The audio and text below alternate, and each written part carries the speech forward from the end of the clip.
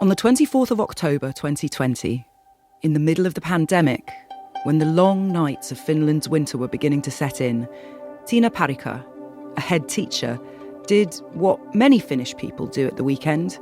She took a sauna at home in her flat. I had a hard day because there was a COVID burst in our school, so I had to organize all the distancing, education and all that. Then finally we had the sauna. After she stepped out of the sauna, Tiina picked up her phone. I was in my bedroom and I thought, well, I'll just check as we do. I took my phone and the email was there. My spouse was still in the sauna. I read it through and then I was like, what? What did the email say? I have my email here. Do you want me to read? Yes, read it to me. Read it to me. Tiina had spent the last 3 years having weekly sessions with a psychotherapist she'd found through a company called Vastaamo. We have breached Vastaamo's patient database and are contacting you because you have used Vastaamo's therapy. A total stranger had stolen her most private, intimate thoughts, secrets she had confided in her therapist but never told another soul, and was holding them to ransom. Pay, the stranger said. If you don't send us €200 in Bitcoin within 24 hours, the price will go up to €500 within 48 hours. If we still do not receive our money after this, your information will be published for everyone to see, including your name, address, phone number, social security number, and detailed patient records containing transcripts of your conversations with Vastaamo's therapist. Pay. Otherwise, all the secrets you told your therapist will be exposed. It was really stabbing to me. I was just in my bathrobe. I was still almost naked at home. Tiina was a mother, a grandmother, a partner, and a head teacher. I wouldn't like my students or my colleagues or anybody to read my personal thoughts. This is the story of the biggest crime in Finnish history. A hack that shaped the way criminals seek to use our most personal data against us. A hacker willing to deploy a particular kind of cruelty to get what he wanted. A hacker without boundaries. I'll follow the story from the first ransom demands into the lives of the victims and alongside the investigators tasked with tracing the hacker around the world. It will lead me to one of the strangest and most chilling conversations I've ever had. It's a story about whether our deepest secrets can ever be private in the digital age, and the enormous power that hackers now have to hold our inner lives to ransom. I'm Jenny Kleeman, and from BBC Radio 4 and Intrigue, this is Ransom Man.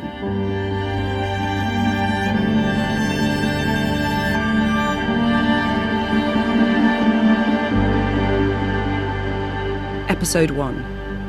Naked.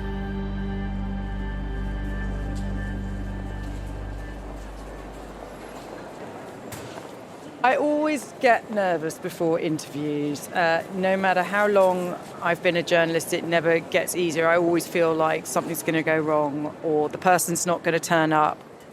It's May 2025. Tiina and I have been emailing and Zooming for a few months, and I've come to Finland to meet her. I think it's probably a good thing that I feel anxious before interviews, but it's a bit exhausting when you've been doing it for as long as I have to go through this turmoil every time you do it.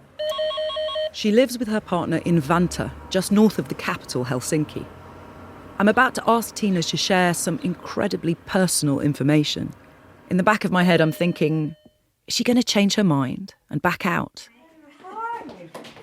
So when I see her smiling broadly in her doorway, it's a relief.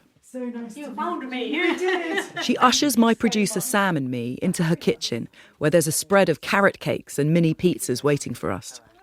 Her flat is crammed full of beautiful things, ornate clocks, paintings, the beaded jewellery Tina makes in her spare time. Family photos cover the walls. How long have you been married? Actually, not married. We're just engaged. I divorced after 29 years. Really? So you've had a second life? Yeah. While Sam is putting Tina's mic on, she tells me about how she has 3 adult children, including a pair of twins. She's 62, but looks much younger. You're clearly doing something right. It's all the saunas or something. I've travelled to Finland because I want to understand the mindset of the person who sent Tina that email. I want to know what the rest of the world can learn from what happened here. But in order to fully grasp the scale and impact of this crime, I need to know how much was at stake. I have to start with the people at the heart of the story, the victims.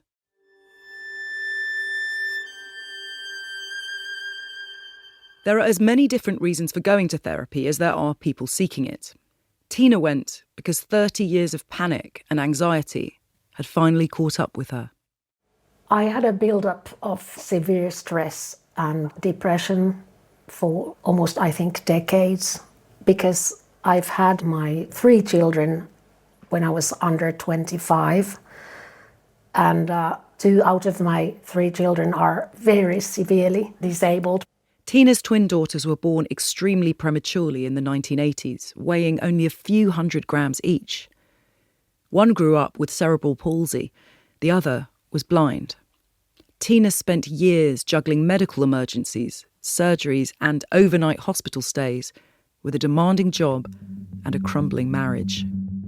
One of the twins had very severe operations. She was operated over 30 times before she was 20. I was going to the hospital straight from my work, staying there overnight, then going to work, and it continued for years and years and years on end. She divorced in 2014 and met her current partner a year later when her children were adults with independent lives. After decades of putting their needs before her own, Tina should have been finally able to exhale. Instead, she had a breakdown. There was a reaction from my body and I just collapsed. I had full-scale anxiety running through my body all the time. I couldn't sleep at all. I couldn't be with anybody. And I felt that the anxiety was so bad that I remember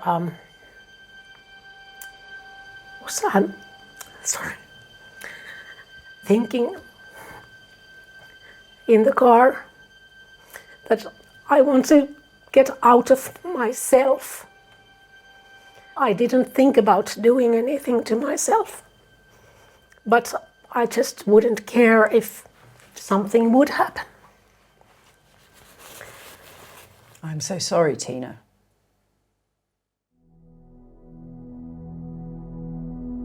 We're getting better at asking for help with our mental health, but that means the demand for talking therapies is now huge, and finding a therapist can be difficult. Finland has been ranked the happiest country on earth for 8 years in a row. It's also one of the world's most digitally advanced. Over a decade ago, the Finns came up with a sensible, high-tech solution to meet the demand for mental health care, a digital platform, a one-stop shop where anyone could find the right therapist to meet their needs. Vastamo. I thought that I just can't bear this anymore. I need help urgently. I was looking for therapy and I went online. First it was really difficult to know where to go, but then I came up with Vastamo. It appeared on the first page of a Google search. Its logo had the colour palette of a first aid kit with white lettering inside a green speech bubble. Think of this very much as therapy in the age of dating apps.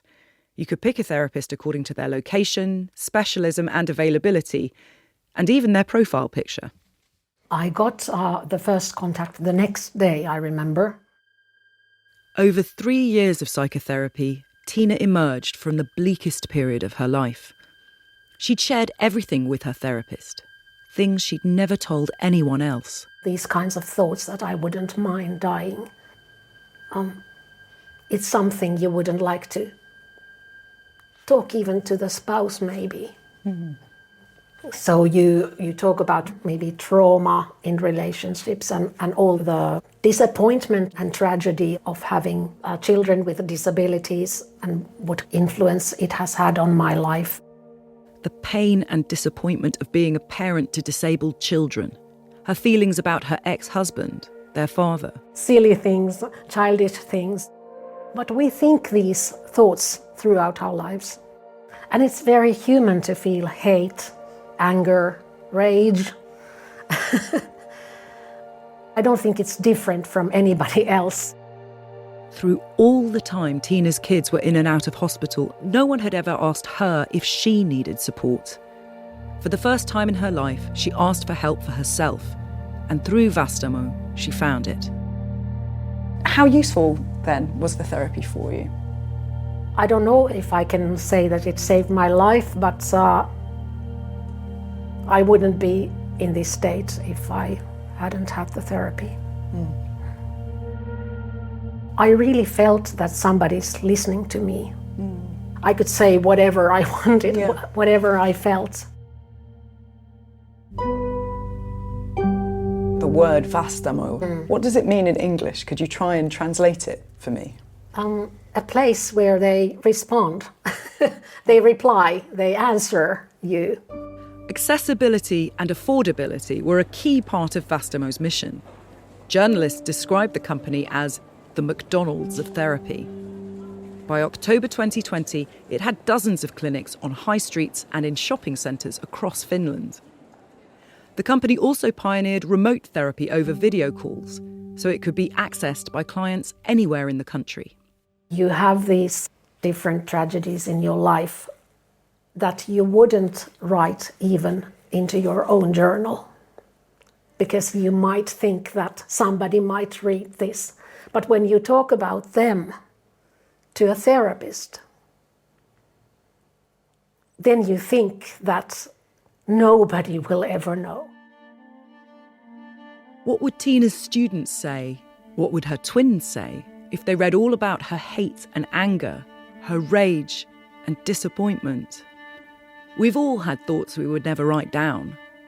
We might not even feel comfortable saying them aloud to our closest loved ones, but we'd tell a therapist if we felt we needed to for the sake of our mental health.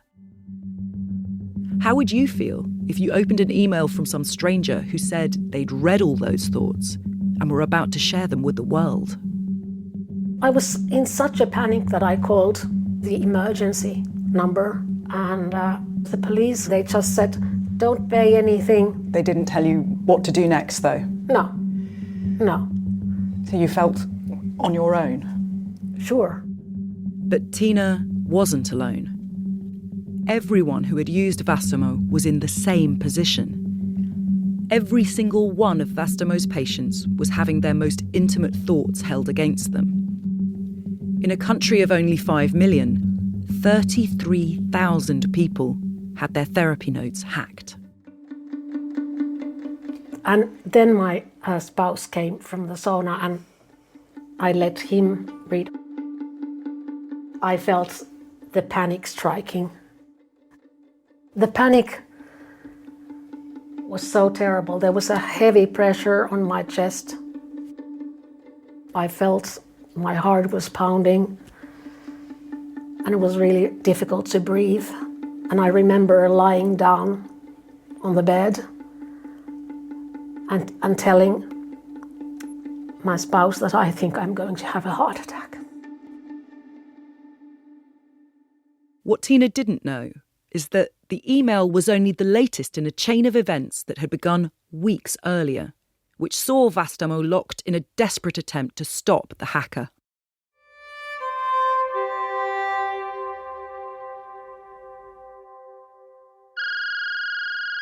In an office in Turku, Western Finland, a phone started ringing. The phone belonged to a cybercrimes investigator. First of all, give us your name, because I need to make sure that I'm pronouncing it correctly, and your job title. Well, good luck with pronouncing a Finnish name. It's Antti Kurittu. My personal role in this whole series of events started when Vastaamo was attacked. Antti began his career in physical security, working as a doorman. Then he became a detective, investigating cybercrimes for the Finnish police, before moving into the private cybersecurity sector. With his shaved head and broad shoulders, he still looks a bit like a bouncer.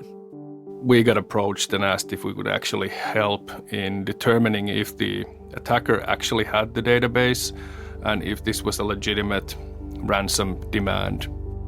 On the 28th of September 2020, Vastaamo's data protection officer, software developer and CEO each received an email from an extortionist who claimed to have hacked into their database. Any price you pay us will be small compared to the damage that would be inflicted to your business if we release this information onto the internet, the hacker wrote. Vastaamo's CEO, an entrepreneur called Ville Tapio, needed to know how serious the threat was. So he got in touch with Antti's firm. How did he seem? Worried and looking for answers, very cooperative. I heard what the case was about, and I thought that this is going to be a major issue because we're not only talking about a cybersecurity attack that has a localized small effect, we're talking about possibly tens of thousands of people being impacted. Marko Leponen, a detective chief inspector with Finland's National Bureau of Investigations, specialises in cybercrime. I realized that this isn't just a normal case. I couldn't even imagine the scale of it. And what kind of person or people did you think you were dealing with? Very sophisticated and at the same time very, very mean.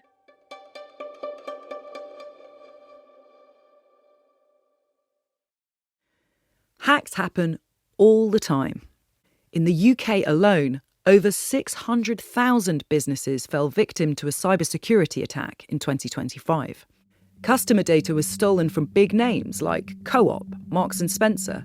In 2024, Russian hackers stole 400 gigabytes of patient records from an NHS blood testing service. Most of the time, cyber attackers are bluffing. They don't have anything like what they claim to be holding to ransom. So at first, Antti was sceptical. Initially, we asked for proof from the hacker that he actually has the database that he says he has, and we were provided a sample. The sample matched Vastaamo's patient data. Were you shocked by what you saw in the sample? Well, it hadn't really fully dawned on me at that point. A bit later, I realized that they were actually providing a lot of psychotherapy services for minors too. Minors. This hacker was prepared to use the therapy notes of children as a bargaining chip. And his initial demand to Vastaamo was for 40 bitcoins, then the equivalent of just under €500,000, in exchange for keeping them private. Guided by Antti and the police detectives, someone from the Vastaamo side of negotiations sent carefully worded emails over the next few weeks in the hope of finding out who the extortionist was and stopping him. "I will do everything I can to prevent publication, but I need help with your request," they wrote. "Working with this new currency is new and difficult for me." The hackers' responses were both threatening and polite. "You can still put a stop to this by proceeding with the payments," he wrote in perfect English. "If you need any assistance during this process, we are here to answer any questions you may have." With such sensitive information at stake in the Vastaamo hack, why not pay to keep it safe? Essentially what you're doing is you're giving 40 bitcoins to an unknown person and trusting the promise of a criminal that they won't do more crime. That's not a transaction, really. That's just throwing money towards criminals that threaten you. Vastaamo didn't pay, and instead, alongside the police, they tried to stall the hacker with negotiations that went nowhere. Ville Tapio was removed as CEO on the 12th of October. At 1:21 a.m. on the 20th of October, 4 days before Tina received her email, the hacker issued an ultimatum. Pay at least 1 Bitcoin, around 11,000 euros, within 24 hours, or 100 patient records will be released every day. Vastaamo didn't respond. And then, just over a day later, at 4:52 a.m. on the 21st of October, the hacker wrote again. As you are not replying, we have released the first 100 patient records. In the early hours of the 21st of October, messages appeared on the dark web, on Reddit message boards, and on a site called Ullilauta, Finland's version of 4chan, notorious for racism, misogyny, and the darkest kind of humour. They were written by someone using the handle Ransom Man. The posts read, "Hello, Finnish colleagues. We have hacked the psychotherapy clinic Vastaamo.fi and taken tens of thousands of patient records, including extremely sensitive session notes and social security numbers. We requested a small payment of 40 bitcoins, nothing for a company with yearly revenues close to 20 million euros, but the CEO has stopped responding to our emails. We are now starting to gradually release the patient records, 100 entries every day." Ransom Man was true to his word. There was a link to the dark web, where 100 patient records were already on display. 100 people had their names, their email addresses, their social security numbers, and the records of all the conversations they had had in therapy posted to a public forum for anyone to see. He signed off the post with a single word: "Enjoy." This wasn't a random sample. It was obviously that they had chosen some names that had some kind of a position in the Finnish society, police officers, politicians, people like that. The names appeared alongside notes that contained details of paedophilic thoughts, affairs, suicide attempts. Ransom Man seemed to have deliberately picked the highest profile and the most extreme to flaunt and draw attention to his treasure trove. And he was threatening to do this again and again and again. Every 24 hours, 100 more names, 100 more sets of notes containing the darkest secrets, until Vastaamo paid up. If moderators tried to remove the thread, it would simply reappear. Even people who spend their time on the dark web were shocked by what was being leaked there. Some people were quite incredulous, even users there. They were just kind of surprised, like, what is this bullshit? It was too much even for them. And not just for them, it was too much for Finland's cybercriminals. I've been told on good authority that even they were flabbergasted and sort of shocked by the fact that this kind of data would be used in this way. And this was seen to be something completely different. Not just illegal, but actually evil. No one knew who Ransom Man was, but one person, a journalist, found himself with an unlikely connection to Ransom Man. We got a tip, an anonymous tip. Something bad has happened. Henrik Karkanen is a tech reporter for Ilta-Sanomat, the biggest newspaper in Finland. After he was tipped off about the leak, he went on the dark web to check it out.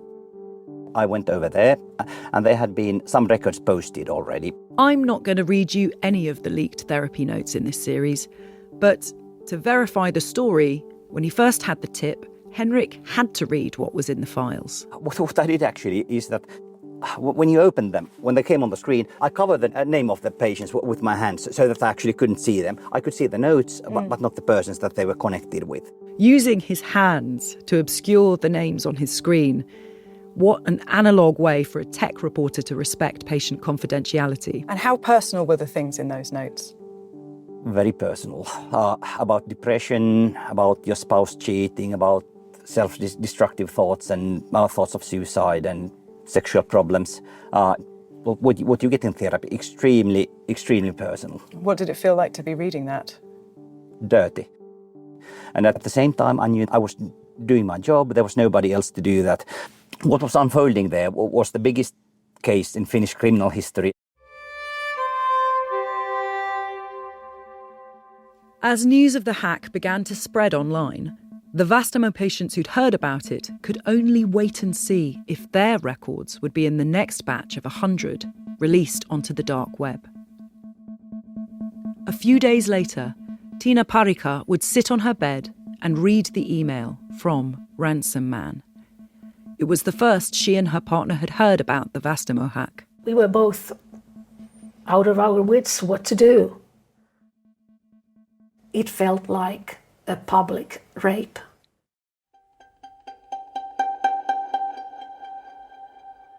While all of this was happening, did you think about who had hacked your data? Who was Ransom Man? I thought, in what kind of a state of mind is a person who does that? It's not a typical kind of like a scam. This person must be really, really cruel, cold-blooded. It could be basically anybody. It could be some extortionist gang from Eastern Europe, or it could be somebody living next door to me. Henrik published his article and broke the news of the hack. A reader quickly got in touch. After I wrote the first story on the incident, 11 minutes after that I got an email. The email was in English. Hello, I've seen your article regarding the Vastaamo incident. I represent the group responsible. If you have any questions, I'm here to answer them. Someone claiming to be Ransom Man wanted to talk to Henrik. Being doubtful, I asked if he can prove his claim.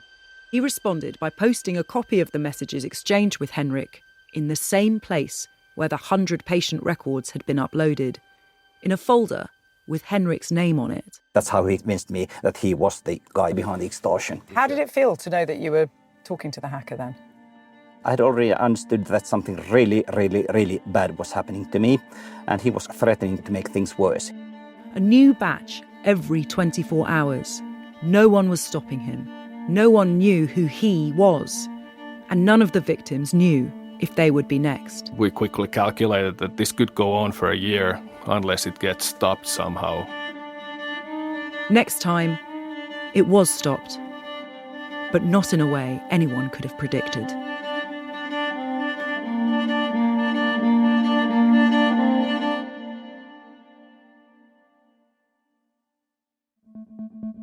Ransom Man is written and presented by me, Jenny Kleeman. The producer is Sam Peach. The executive producer is Georgia Catt. The commissioner is Dan Clark, and the commissioning executive is Tracy Williams. Sound design by Sam Peach. Original music for the series was composed, performed and produced by Echo Collective. It's a BBC Studios production for BBC Radio 4.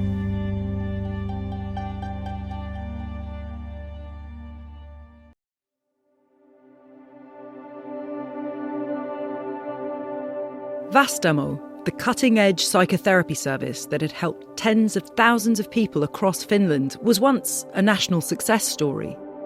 But it had gone horribly wrong.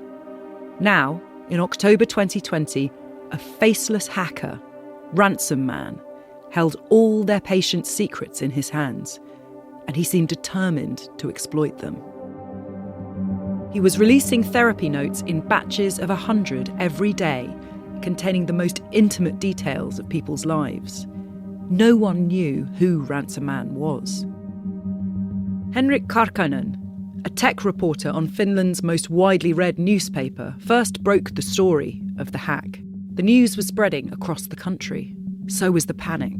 Now Henrik found himself in the strange position of being in direct contact with Ransom Man himself.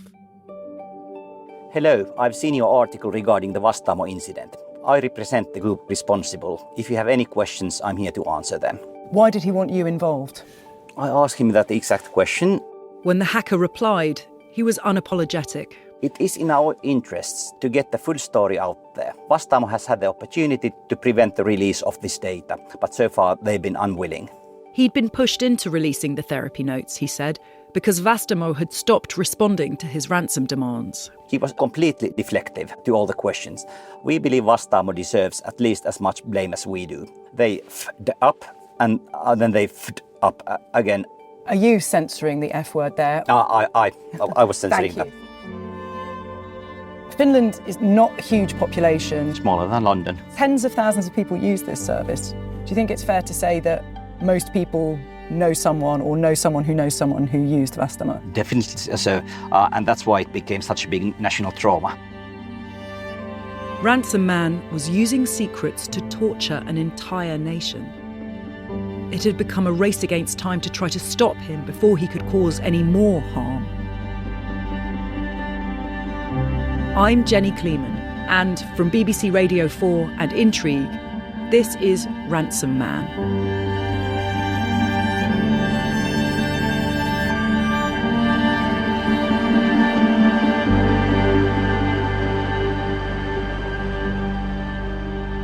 Episode 2. Whoopsie, smiley face.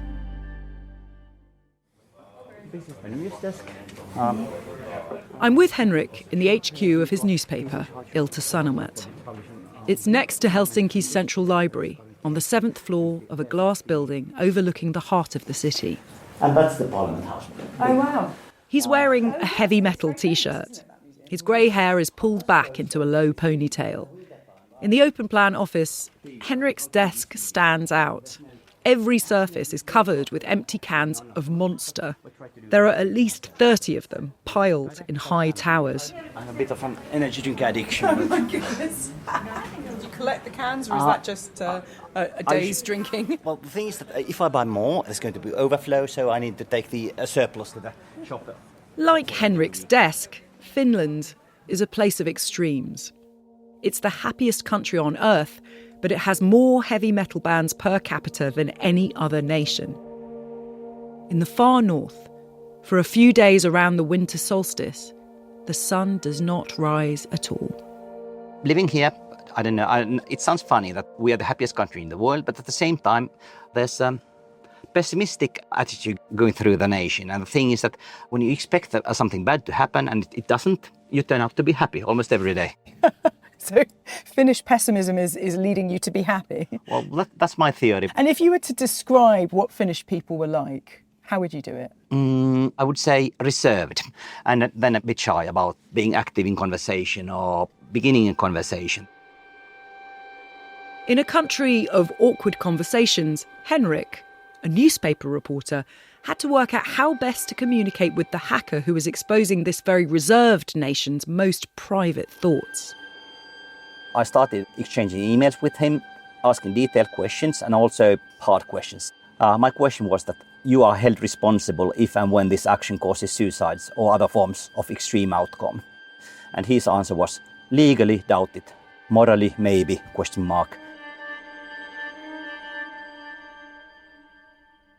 While Henrik was exchanging quick-fire messages with Ransom Man, Vastaamo patients across Finland were learning about what was happening, that therapy notes were being released for all to see, and that they could be next.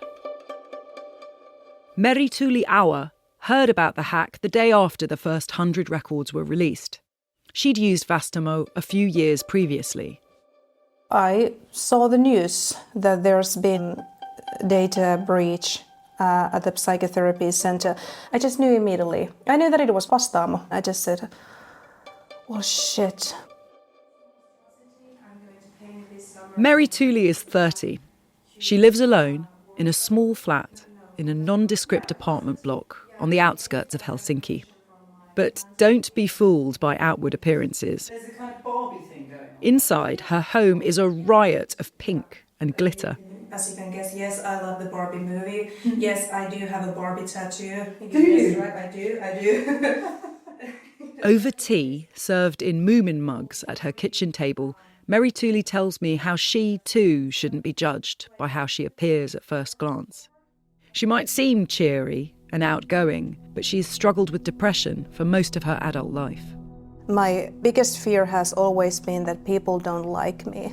That I am fundamentally different to other people, And that fundamental difference, it's something wrong. That's amazing because you do appear to be such a confident, outgoing person. Yeah, I love being around people, but it's like when I get that inkling that maybe they all think I'm full of shit and stupid and ugly and my life is like a continuum of mistakes and bad decisions. Mary Tooley found her therapist by browsing the profiles on Vastamo's website. He looked like approachable in the picture. I was desperate to get someone to listen to me. How personal did it get? Very, very personal. Over several years, Mary Tooley had confided in her therapist about her mental health struggles, her binge drinking, and a relationship with a much older man that she had kept secret from her family. When she heard the news that some people's therapy notes had been exposed on the dark web, she felt compelled to see if hers were among them. I had never used the dark web before, but I was thinking to myself, like, I just have to see if my records are already there. I went there and opened them just to see the names of the people. And my name was not included in that list, so I closed the files and didn't read any records myself. You didn't read anyone's therapy notes? But of course, some people there had already picked, like, to their opinion, like the funniest parts from the patient records, laughing at these people's misery and problems. I think a child around 10 years old had gone to therapy for something and the people found it funny. In the darkest parts of the internet, Mary Tooley saw some of the worst of humanity. There were people who wrote like, well, there's going to be a lot of traffic on the train tracks tomorrow, implying that there's going to be a lot of suicides ahead. That was people were joking about it. People were joking about it, yeah. So how did this happen? How did a multi-million-dollar company trusted by the Finnish state to provide mental health care end up at the mercy of an anonymous hacker? Our society is almost fully digitalized. So we're moving into a fully digital world, and Finland is a kind of exemplar of being very forward-thinking as a fully digital society. A test lab, if you will, yes. If Finland is a test lab for the rest of the world, then so is this story. It shows the risks and benefits of using digital technology to make therapy accessible. It was really a case in point in how vulnerable a digital society can be. Up until the Vastamo incident, very few people had thought about the real risks. For over a year, I've been trying to speak to someone from Vastamo. We reached out to more than 60 therapists and staff who used to work there. None of them was willing to give us an interview. Vastamo's former CEO, Ville Tapio, declined, saying he no longer trusts journalists and doesn't want to prolong victims' trauma by giving the hacker more public attention. The company was founded in 2008 by Ville Tapio and his mother, Nina, a psychotherapist. The Tapios had big ambitions for Vastamo. They wanted to roll out mental health care even to the farthest reaches of Finland. It began with remote, virtual therapy, a groundbreaking idea back then. But they soon realised there was an appetite for traditional face-to-face sessions too, so they started opening clinics under the Vastamo brand. By 2018, they had a network of nearly 20 clinics across Finland, employing more than 200 psychotherapists and psychiatrists. Ville Tapio appeared to have created a thriving business that was also a force for good.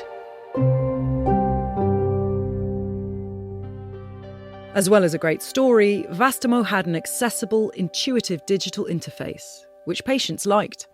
It was subsidised by the Finnish national healthcare system, so it was affordable. Therapists liked Vastamo too. They didn't have to worry about doing their own marketing or billing. Vastamo would take care of it all. There was even a convenient behind-the-scenes platform where they could make and store all their patient notes. But behind Vastamo's slick digital interface, there were fatal flaws.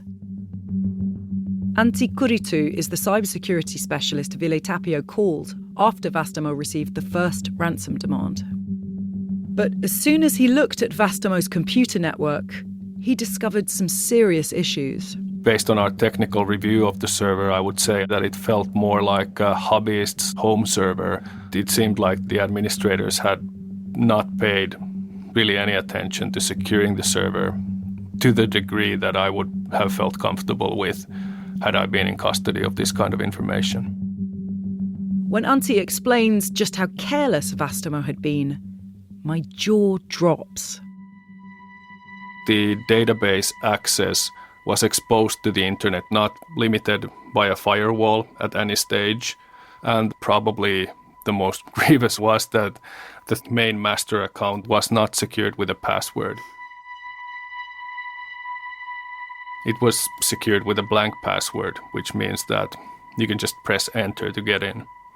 And this allowed the database basically to be accessible by anyone at any time from any location on Earth who just happened to stumble upon it.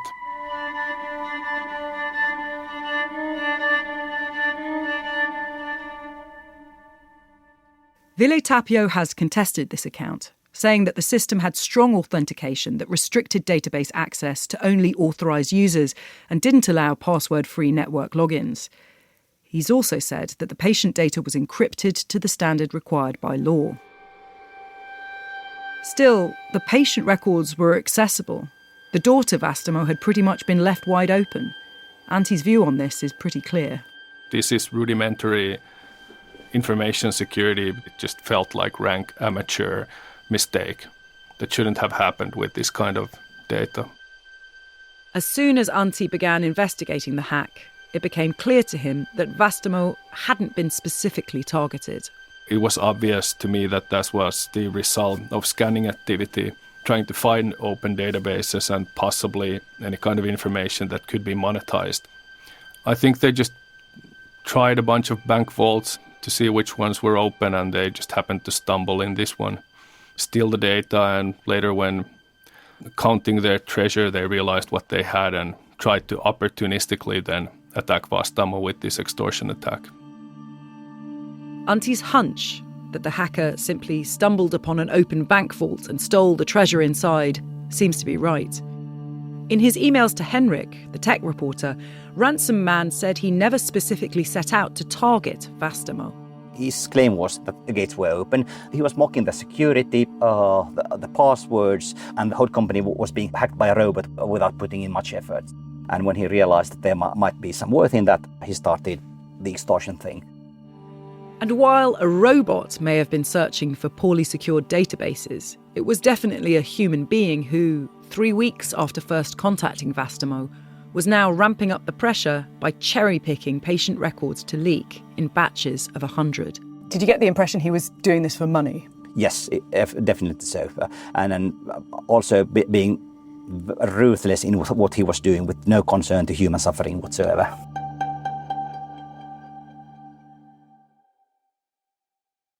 The hours ticked by. Patient records continued to spread across the web, and Vastamo still wasn't paying. Neither Ransom Man nor his target were backing down. Finns are a bit of a belligerent bunch. We're not known for paying ransom quietly or easily, which I take great national pride in. Of course we don't pay, whatever it takes.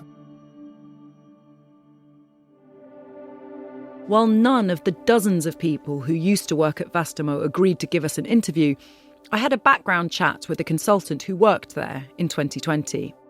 He told me that once news of the hack became public, everything went crazy behind the scenes. It was all hands on deck.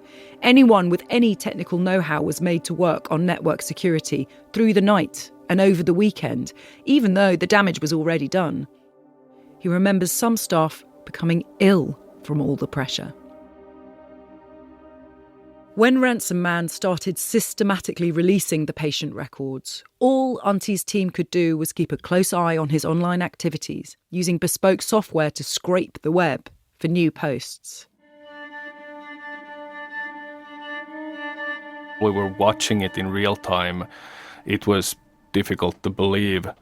Our scraper was running on the website that was publishing these patient records 100 at a time every day, and it had been running for like 3 days, and a set of like 300 patient files were already published.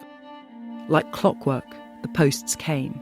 The intimate secrets of 100 people exposed every 24 hours for 3 days until, on the 23rd of October 2020, something unexpected happened. So on the third day, my threat intelligence guy called me and said, "You'll never believe what the scraper caught." What did you find? We found, unfortunately, all of the patient files.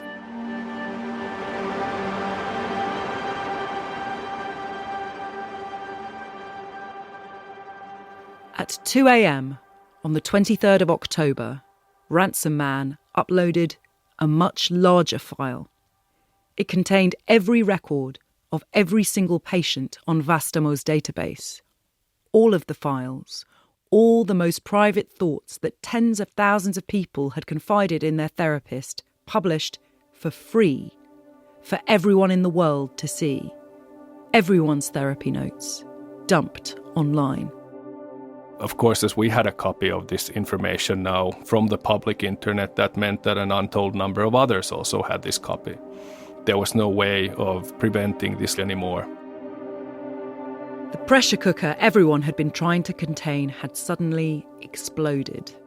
For Vastamo's patients, it was too late. Everything was out there, exposed.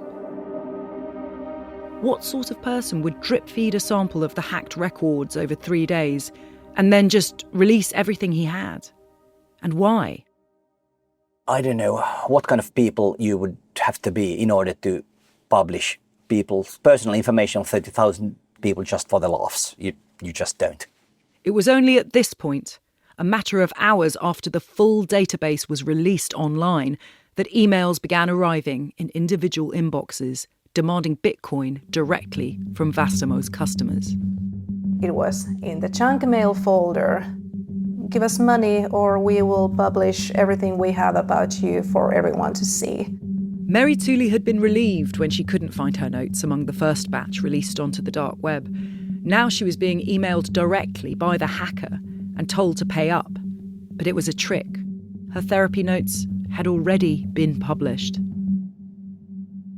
Once she realised what had happened, Mary Tooley's bright, colourful home became a kind of prison. The fear set in. I took a sick leave from work. I was crying. I was feeling very vulnerable. Everything came back to me. I closed myself at home, didn't want to leave. I didn't want people to see me. Did it help to know that you weren't the only victim, or did that make you feel like you had less of a right to be outraged? It might sound individualistic and selfish to say, but what do all the other 30,000 people matter when this happened to me? Yeah. Tina, the head teacher we met in the last episode, felt the same. Everybody knew somebody who was part of Vastamo. And that's why it raised so much discussion. But then again, when there are tens of thousands of people, then you very easily forget what is there on the individual level. No two victims had the same story or reacted in the same way, but they all had one thing in common. They had been exposed and violated. Some people might have been very relaxed about it, like, okay, well, who cares if my patient records are out there? And then there are people who have killed themselves. The numbers aren't clear, but we know of at least 2 people who took their lives after learning they were victims. The harm caused by Ransom Man was immeasurable, and his attempts to get a big ransom were a total failure. The biggest failure, of course, was Vastamo's.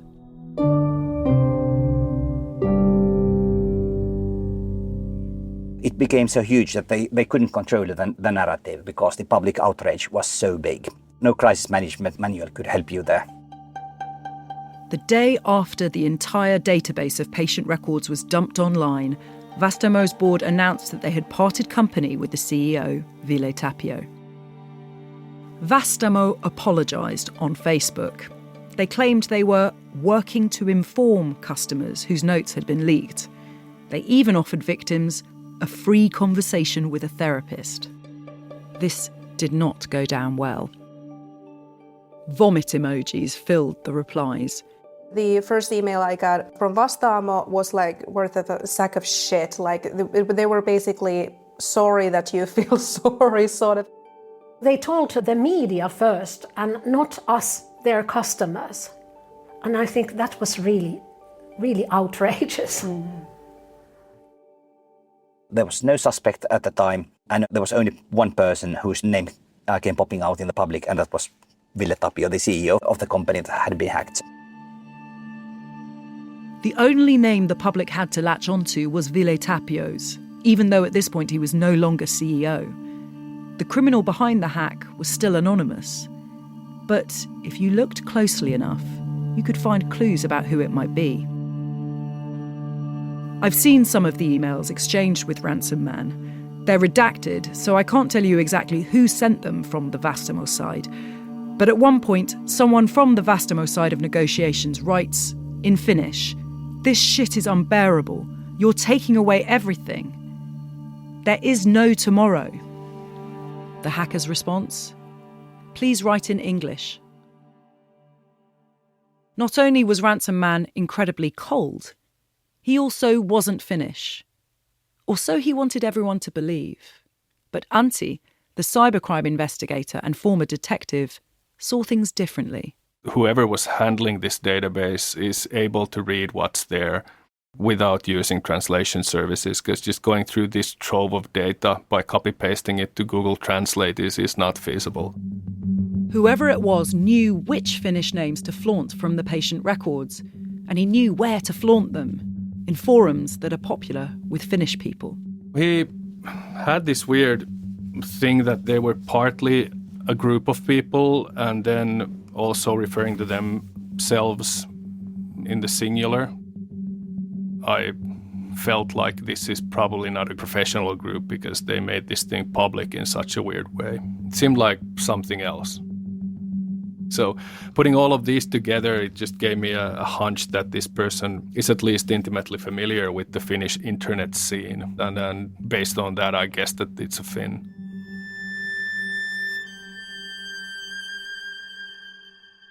And there was something else, something I haven't yet mentioned, something that would hold the key to this case. Ransom Man had made a fatal mistake. That final dump of all the data, it didn't just contain the database of Vastamo's patient records. There was so much more.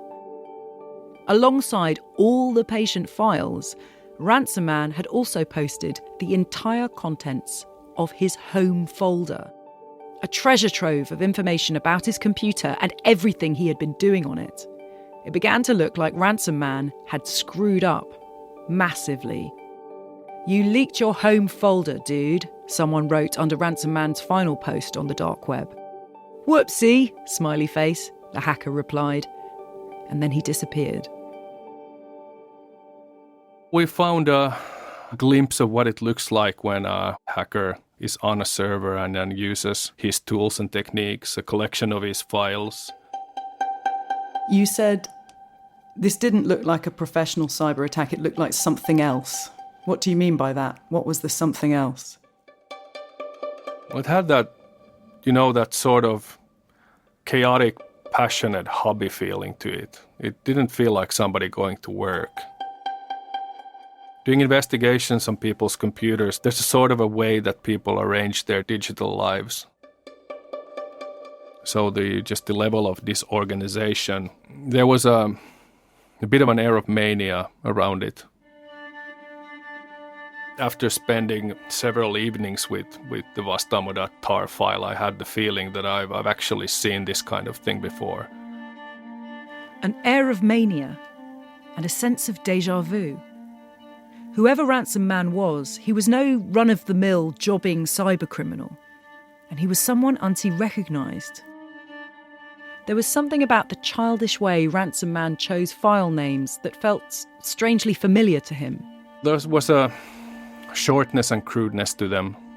It was just like a quick burst of typing to name a file instead of actually thinking that I need to remember what's in this file later. And there was the name of the folder that held all the patient data. That was therapist. It was just a childish play on words. Therapist as in Pissed. Yes. You get a feeling. A feeling. One that suddenly transported Antti back to 2013, when he was a senior detective constable at the Helsinki police, looking at the files on a computer he'd seized from a 16-year-old boy. The feeling I got years earlier. A boy who'd already been involved in some of the most audacious hacks the world had ever seen. It just made me think of Kivimäki. Julius Kivimäki.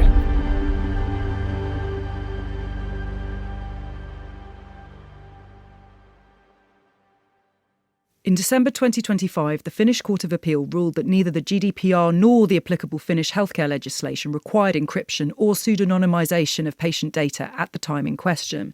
The court found there was no clear legal requirement at the time obliging Ville Tapio, as CEO, to take specific security measures, and his conduct in relation to the breach did not amount to criminal negligence. Ransom Man is written and presented by me, Jenny Kleeman. The producer is Sam Peach. The executive producer is Georgia Catt. The commissioner is Dan Clark, and the commissioning executive is Tracy Williams. Sound design by Sam Peach. Original music for the series was composed, performed and produced by Echo Collective. It's a BBC Studios production for BBC Radio 4.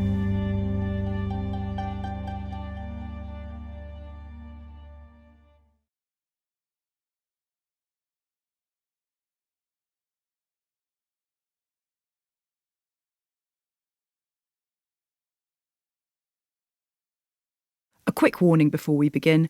This episode contains strong language. If I had done even 1% of all the stuff that was done to me, I would be in jail for the rest of my natural life. This is Blair Strater. He's talking to me from the basement of his home in Illinois, USA.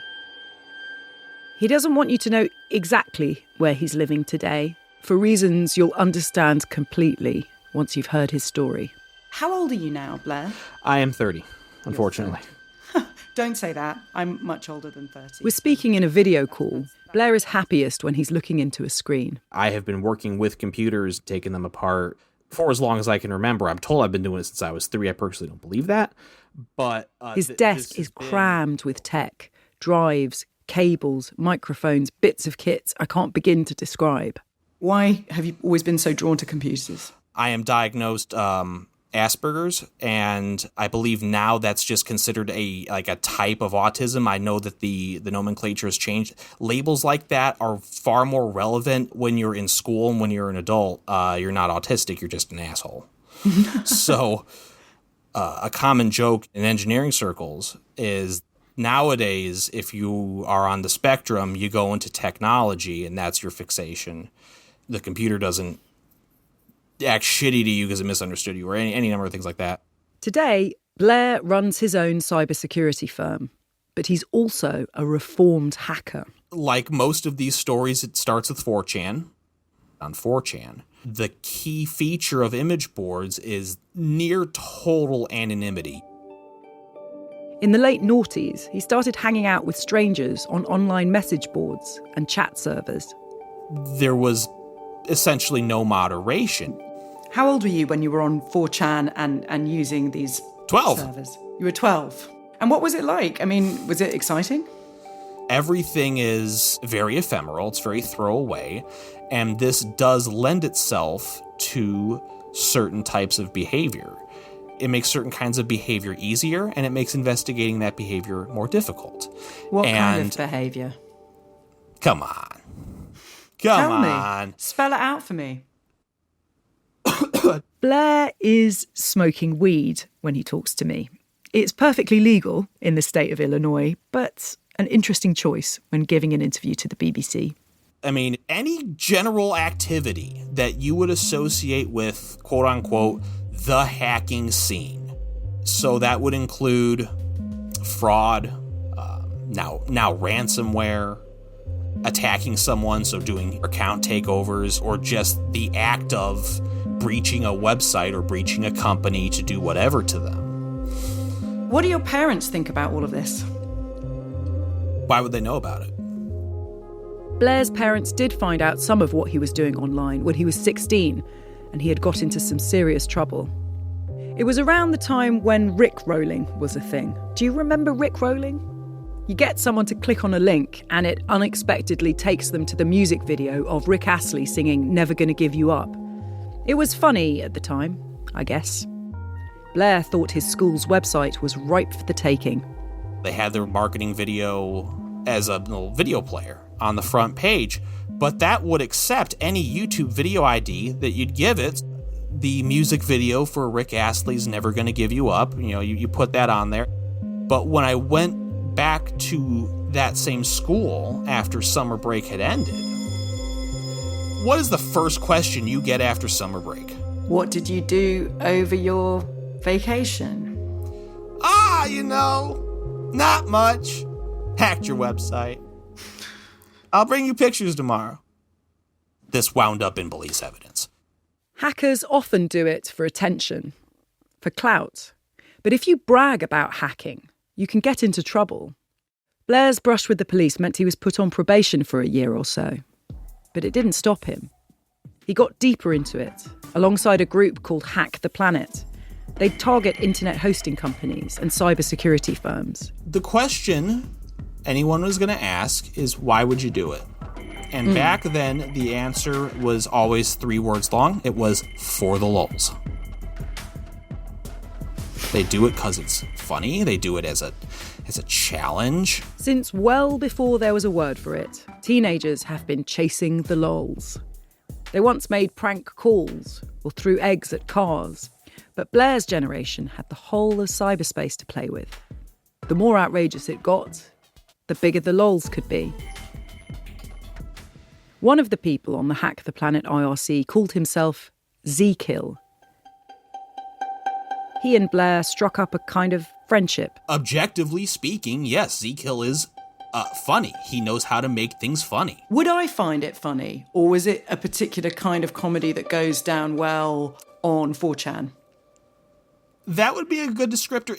Basically, well-adjusted society would not find it funny, or at least not be allowed to laugh at it publicly. Dark, edgy gallows humor. So if he's saying funny shit, I'm going to build on that. He's going to build on that. That's how it works. Z-Kill was actually a 14-year-old kid from Finland. His real name was the same one that came into cybersecurity expert Antti Kuritu's mind when he was investigating the hacker holding the psychotherapy notes of tens of thousands of Finnish people to ransom. Julius Kivimäki. Blair would soon discover that what Julius Kivimäki found funny could be absolutely terrifying, both for Blair and for his entire family. Do you have a weapon on you? What did you do this with? I'm Jenny Kleeman, and from BBC Radio 4 and Intrigue, this is Ransom Man.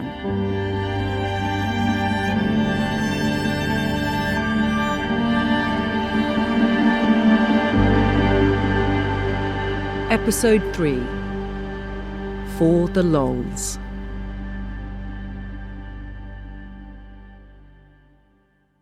The way Blair describes it, hacking and intimidation often go hand in hand.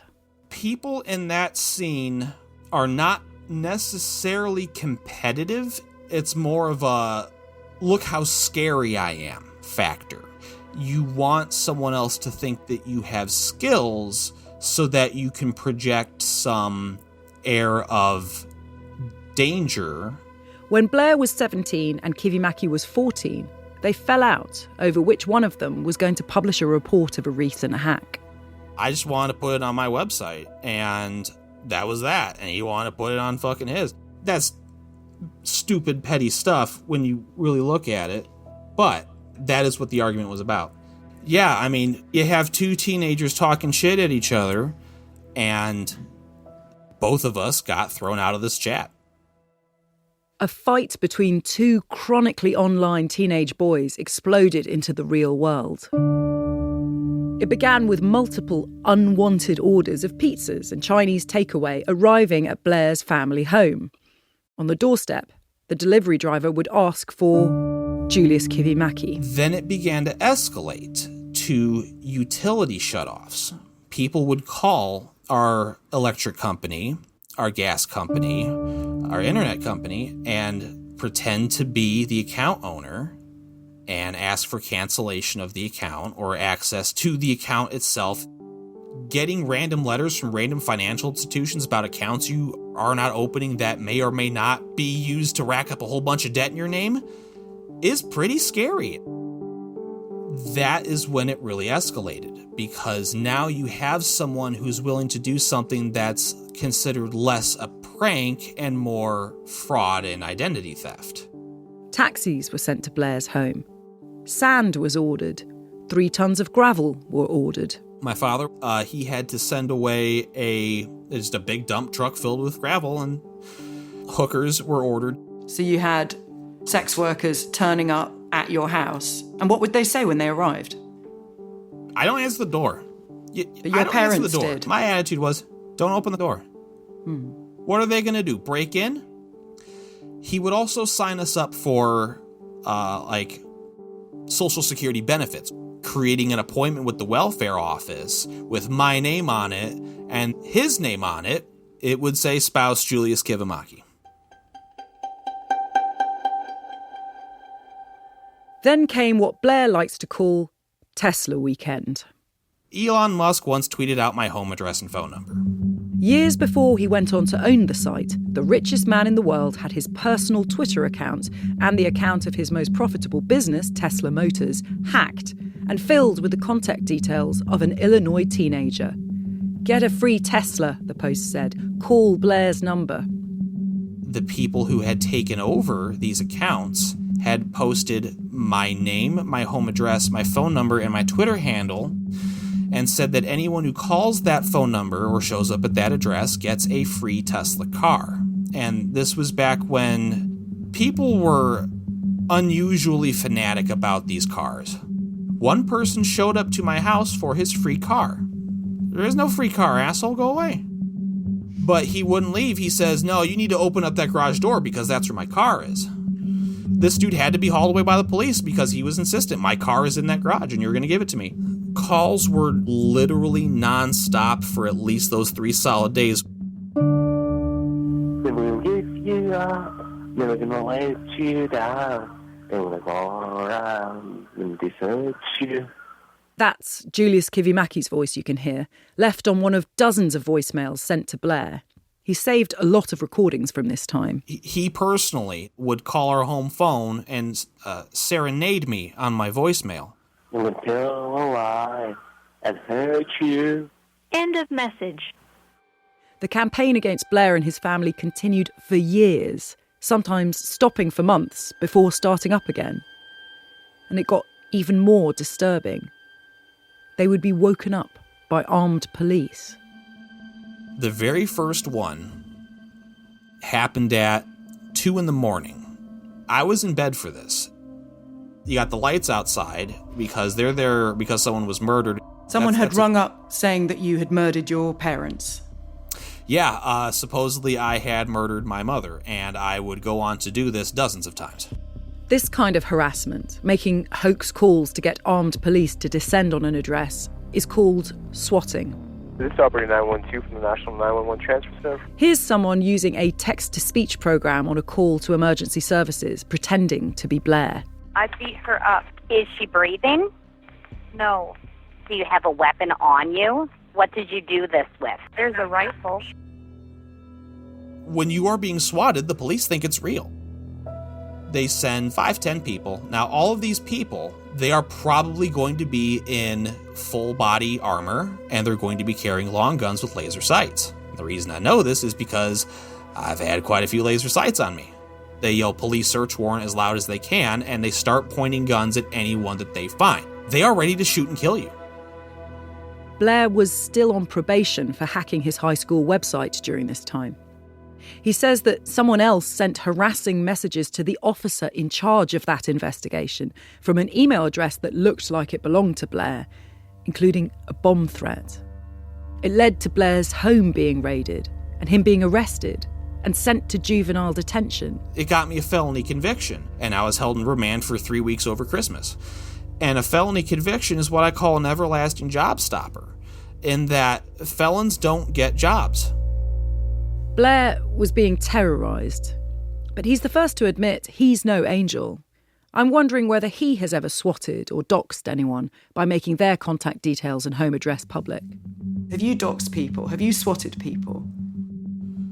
I myself have never swatted anyone. Have you doxed people? Doxing someone? Have I gone around and used publicly available sources and compiled that information together and released it publicly? Yes, I have. When you did this doxing, what kind of people were you doxing? It was other people who were in these circles. So it wasn't like their families or people connected to them? No. When I ask Blair if he tried to get Kivimäki back, he tells me that a friend broke into Kivimäki's server. I did 2 whole blog posts about everything that was found on that server and all the other things that he was doing. Anything that I am discussing is either shit that happened when I myself was a child, and I've grown out of and I regret terribly. But I'm not going to sit here and say I never done it. I appreciate your honesty with it. Blair's mother, Amy, was specifically targeted.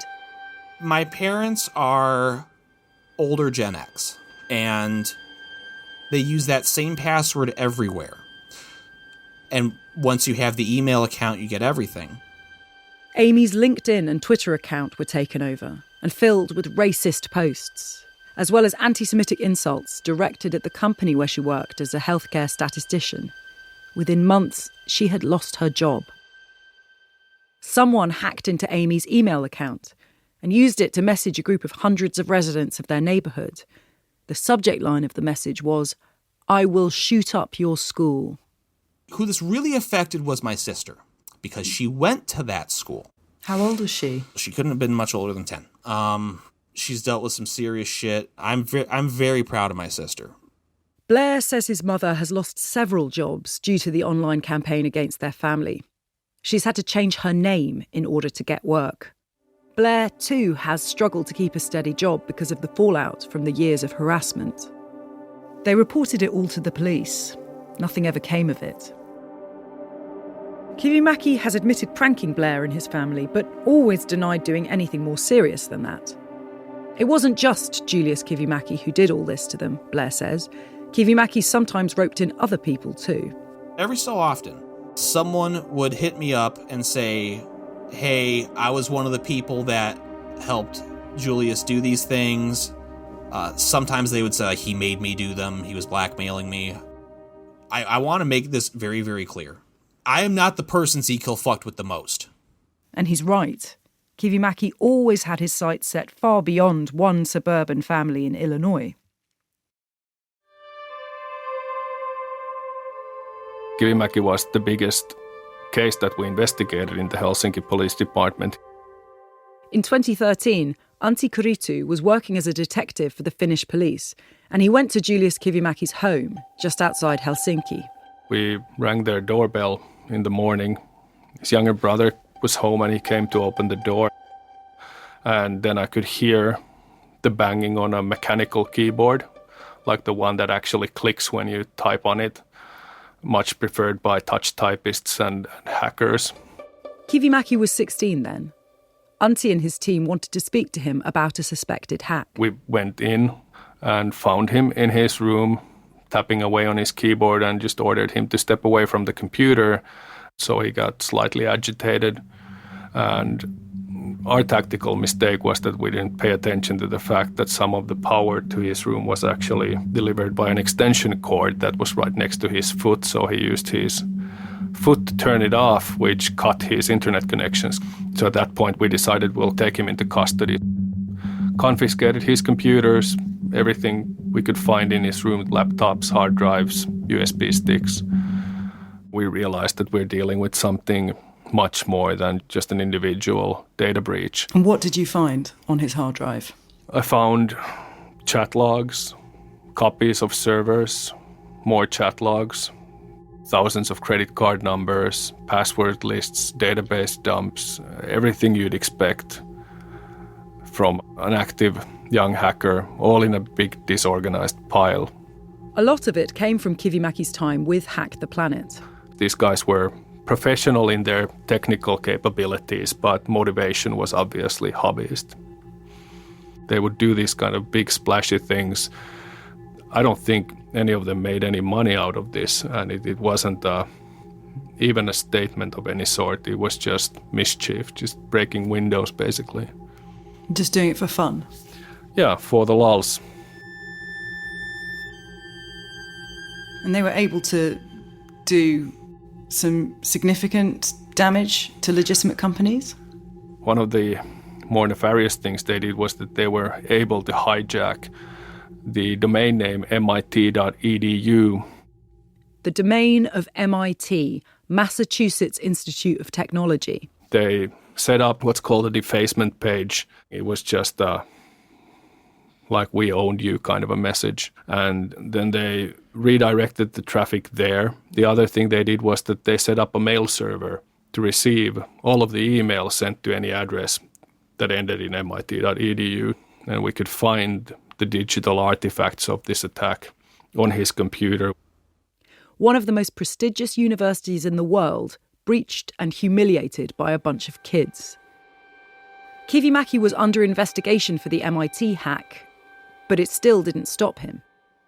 In August 2014, days after his 17th birthday, a fake bomb threat grounded a flight carrying the CEO of Sony Online Entertainment, who was in charge of PlayStation. A hacking group calling themselves Lizard Squad claimed responsibility. Lizard Squad struck again on Christmas Day 2014 with a cyber attack that shut down Xbox and PlayStation. Kivimäki agreed to appear on Sky News as a Lizard Squad spokesperson. He spoke to Joe Tidy, who's now the BBC's cyber correspondent. Kivimäki used a fake name, but his boyish face, blonde hair, blue eyes, plump cheeks, was visible on camera for all to see. Do you not feel guilty that you've taken so much enjoyment of gaming away from more than 100 million people over this Christmas period? I'd be rather worried if those people didn't have anything better to do than play games on their consoles on Christmas Eve and Christmas Day. I mean, I can't really say I feel bad. I might have forced a couple of kids to spend their time with their families instead of playing games. He was quite ruthless and uncaring about getting caught. Antti Kuritu was struck by how brazen Kivimäki could be. He was using his own email address, which was his first name and last name. You don't usually see that. And did Kivimäki strike you as a sophisticated hacker? I wouldn't choose that word. He was definitely exceptional. I think his exceptionalism was that he seemed obsessed with it. It consumed his whole life. Just looking at the amount of activity on his machine. He wasn't trying to outdo himself with cleverness or math or coding. It was more about the effect. He definitely had a lot of knowledge, knew more about this stuff than I did when investigating it, that's for sure. But then again, he spent probably 20 hours a day doing it. I only spent 8 hours a day because after that they stopped paying me and I went home. In July 2015, 2 years after Antti and his fellow officers found Kivimäki in his bedroom, Kivimäki was convicted of 50,000 data breaches, including the MIT hack, as well as money laundering and fraud. He received a 2-year suspended sentence and had to pay back over 6,000 euros obtained through his crimes. After receiving his sentence, Kivimäki updated his Twitter profile to read, "Untouchable Hacker God."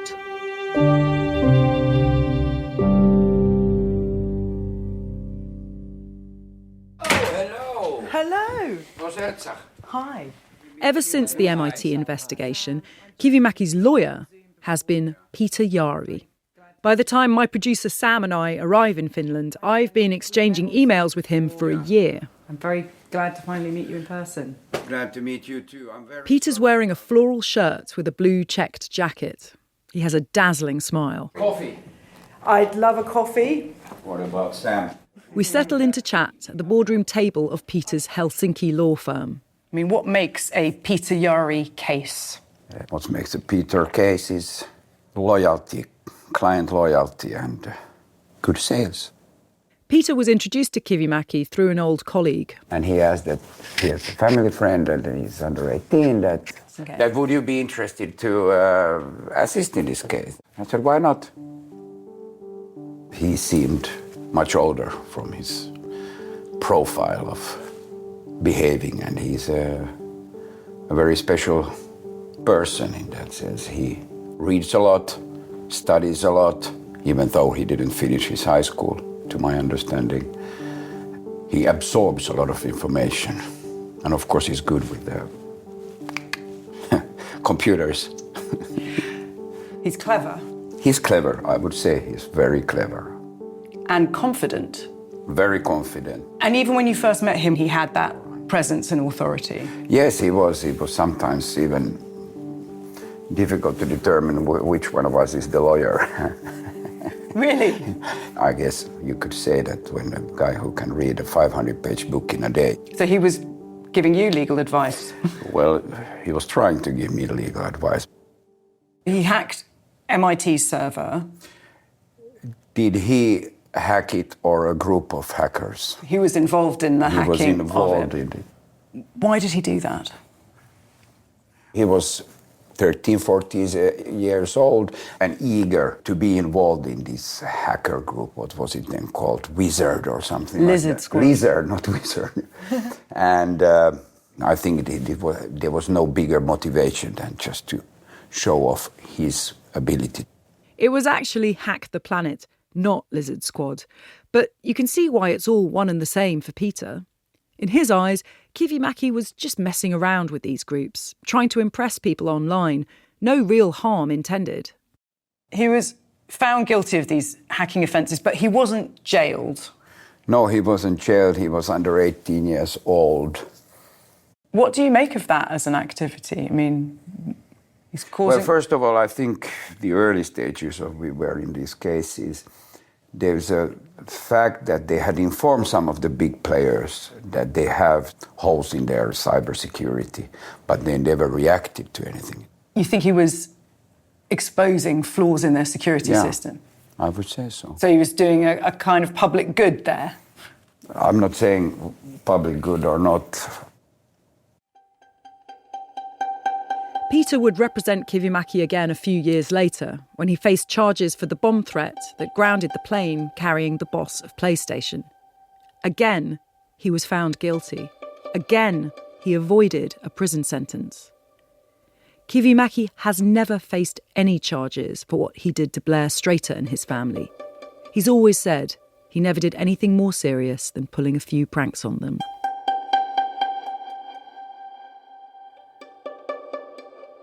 When did this entire campaign against you end? It never ends. It's like having cancer. Your cancer is never cured. It goes into remission. The last time it happened would be around 2017, 2018. And do you know why he lost interest? I think it's a combination of him being bored, maybe him having been caught out in the Lizard Squad stuff. A lot of these, hacking groups, they are very, very much for children. And people ask me, do you hate Z-Kill?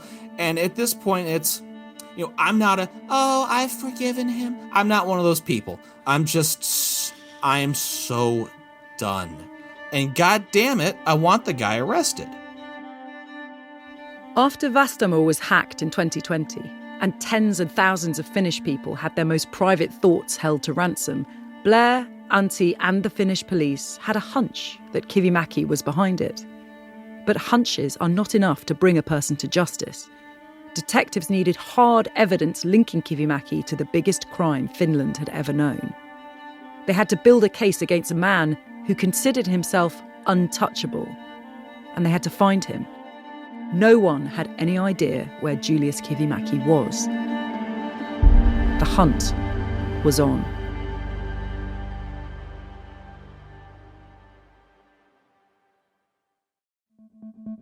Ransom Man is written and presented by me, Jenny Kleeman. The producer is Sam Peach. The executive producer is Georgia Catt. The commissioner is Dan Clark, and the commissioning executive is Tracy Williams. Sound design by Sam Peach. Original music for the series was composed, performed and produced by Echo Collective. It's a BBC Studios production for BBC Radio 4.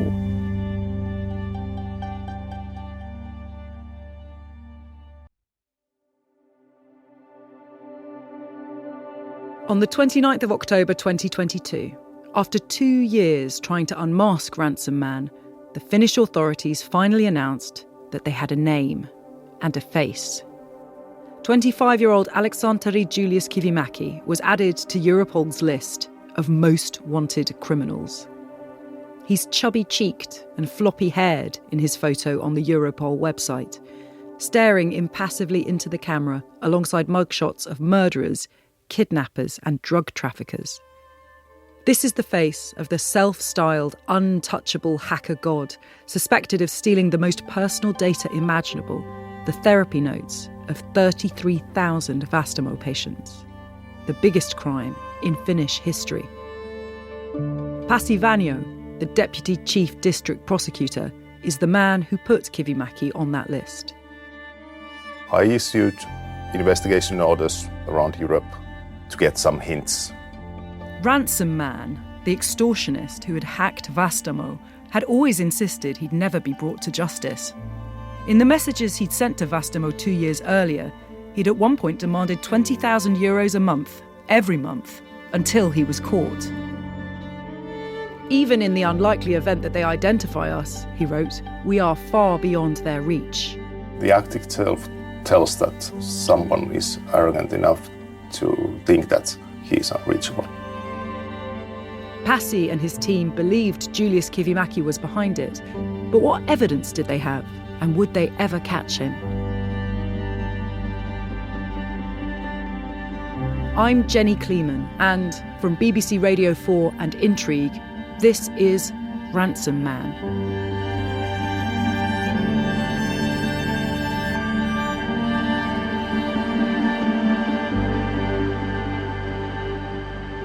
Episode 4, The Zen Garden.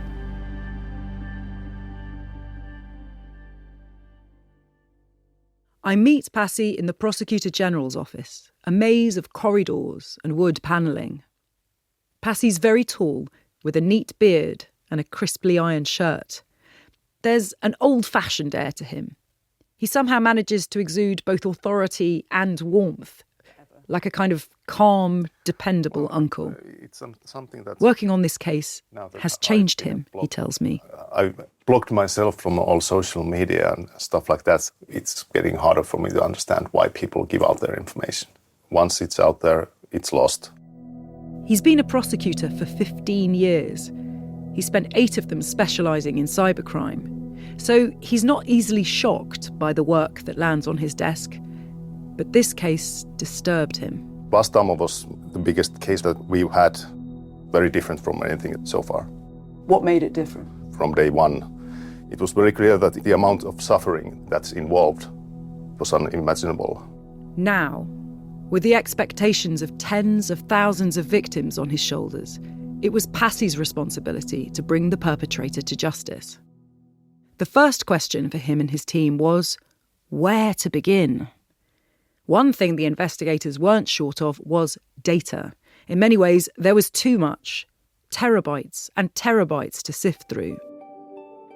For 3 days, Ransom Man had been drip-feeding the therapy notes online, in batches of 100 a day, until he accidentally dumped the entire database of over 30,000 patient records. Whoopsie, as the hacker himself put it.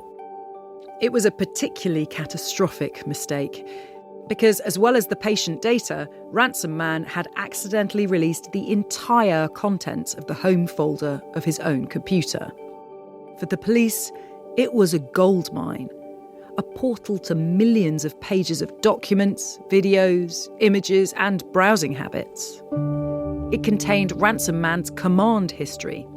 That meant investigators could piece together exactly what the hacker had been doing on his computer.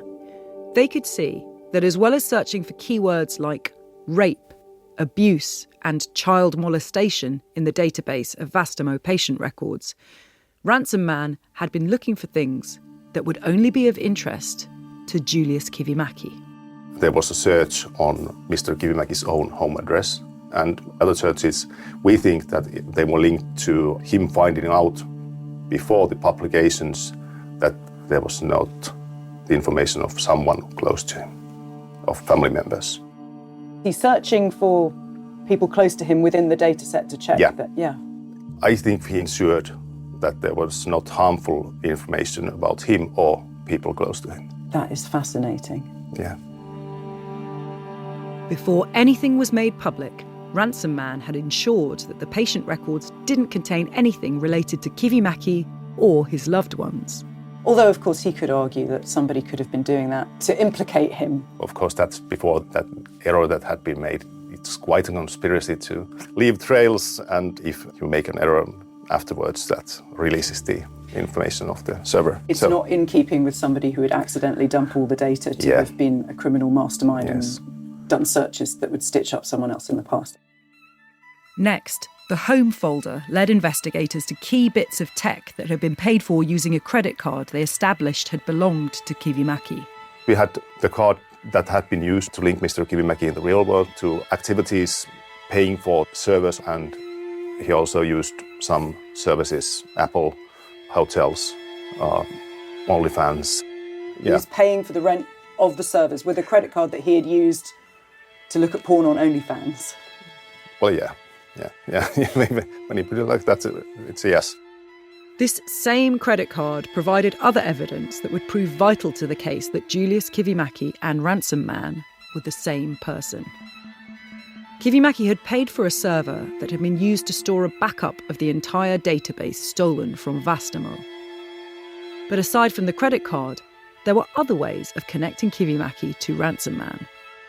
When Vastaamo was first negotiating with the hacker, the police made a payment of 0.1 of a bitcoin, equivalent to around €1,000. It was a breadcrumb. It gave the authorities something to follow. They managed to trace it from a bitcoin account to a money laundering service.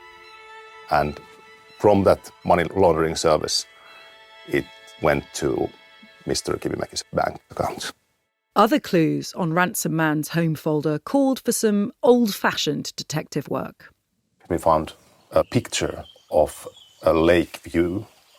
It was entitled beach.jpg, an image of a lake with rocky shores lined with trees. One of the investigators said, I bet that this is from Kivimäki's grandparents' cabin. And another investigator said that if that's the case, I'll eat a hatful of shit. Pasi doesn't say whether any hatfuls were ever eaten, but when investigators travelled to Kivimäki's grandparents' cabin, it was the same view. The investigator was proved right. And there was another key piece of evidence, but it wasn't on the home folder. It came from the real world, from the UK, from my home city. He was in London when the crimes were committed.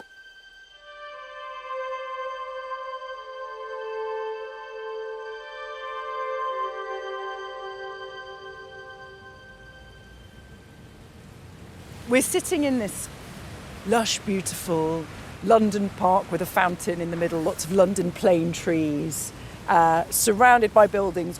And we know that when Ransom Man was searching through the database, looking for the most outrageous things that he could leak, so details of affairs, suicidal thoughts, details of paedophilia, he was doing it from an address in London.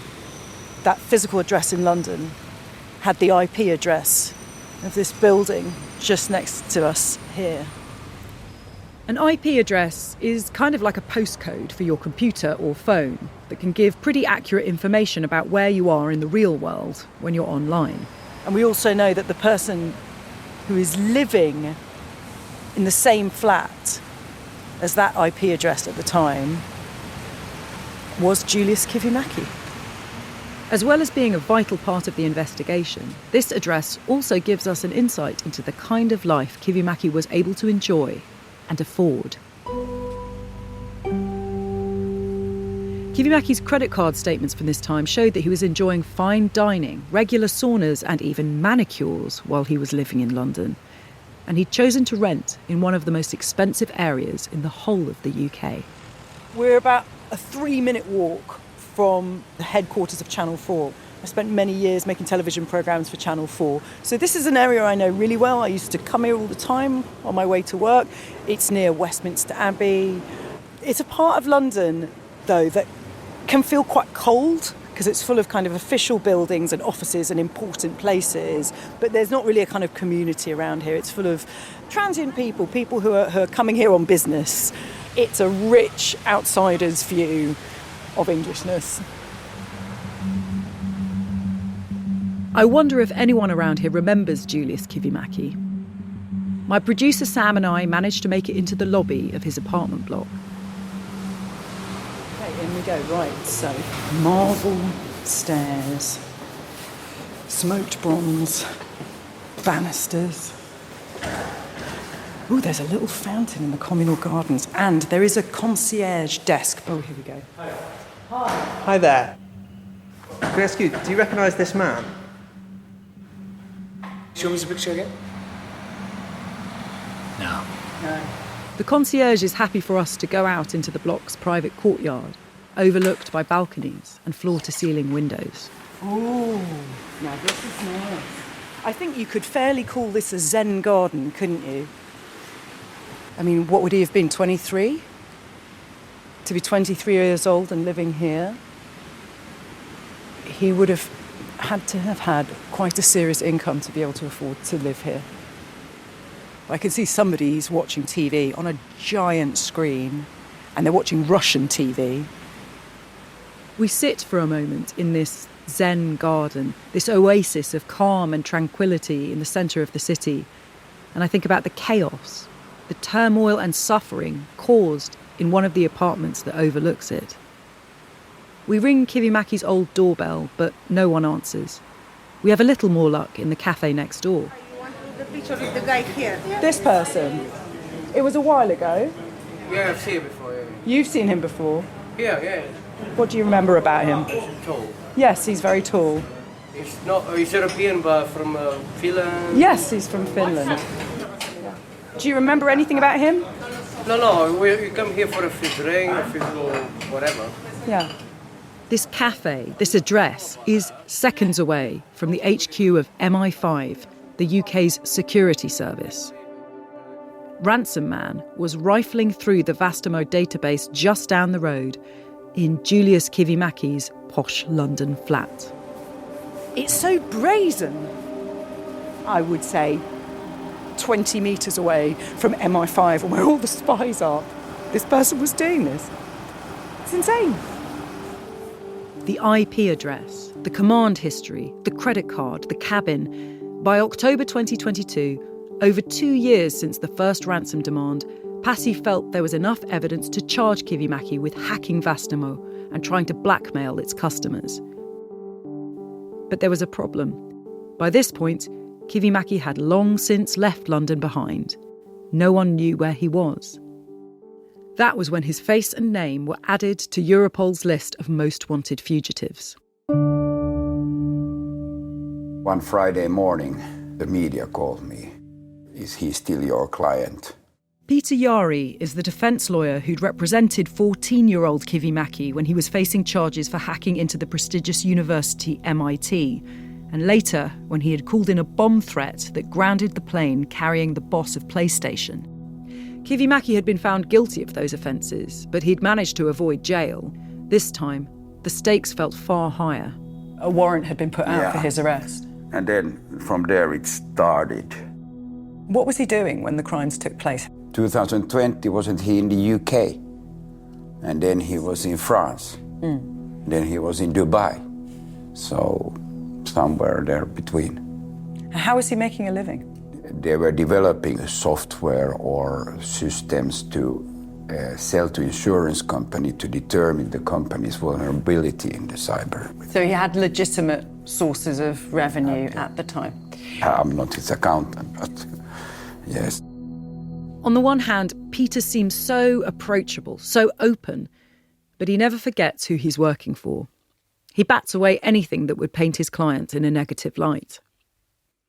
I can't work out what to make of Kivimäki now, a man suspected of carrying out a horrific crime but absolutely bungling it by uploading his entire home folder. He's then able to evade the authorities across Europe. Is he sloppy or slick? And then he goes on the run. Well, apparently so. I don't know if he started running somewhere. Were you in touch with him? I think I lost his number and then I didn't hear from him.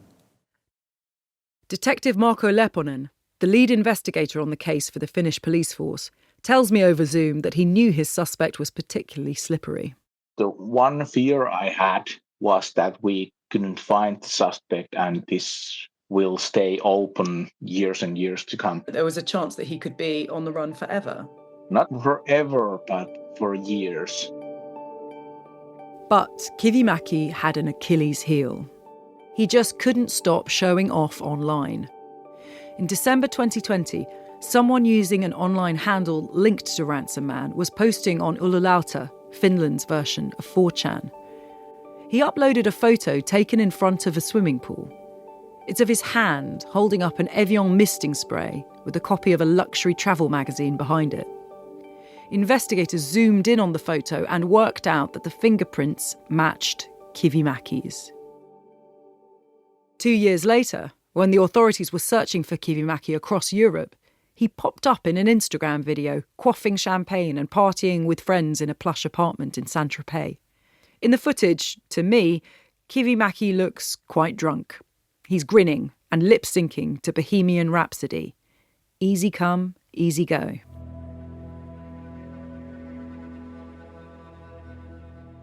Something that we have learned from the evidence as well, he is very financially driven.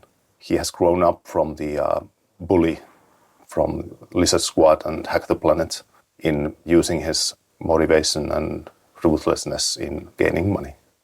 Pasi says he's financially driven. He's in it for the cash. But listening to him, I'm thinking there's so much more to this than money. Kivimäki didn't just want to live the life of an international playboy. He wanted to flaunt it. If he hacked Vastamo, what was his motivation? Making other people envious? Winning clout from other hackers? Or was he still just in it for the lols? It's about more than money, though, isn't it? Yes, yes. Of course, he values money, but also it gives him the tools to show it off to everyone else and get people commenting on that. One might say that he likes attention. He's not a coder, he's something else. What is he? He has some ruthlessness, some skill, and a lack of empathy, I think. Lack of empathy? Yes, that's my personal opinion.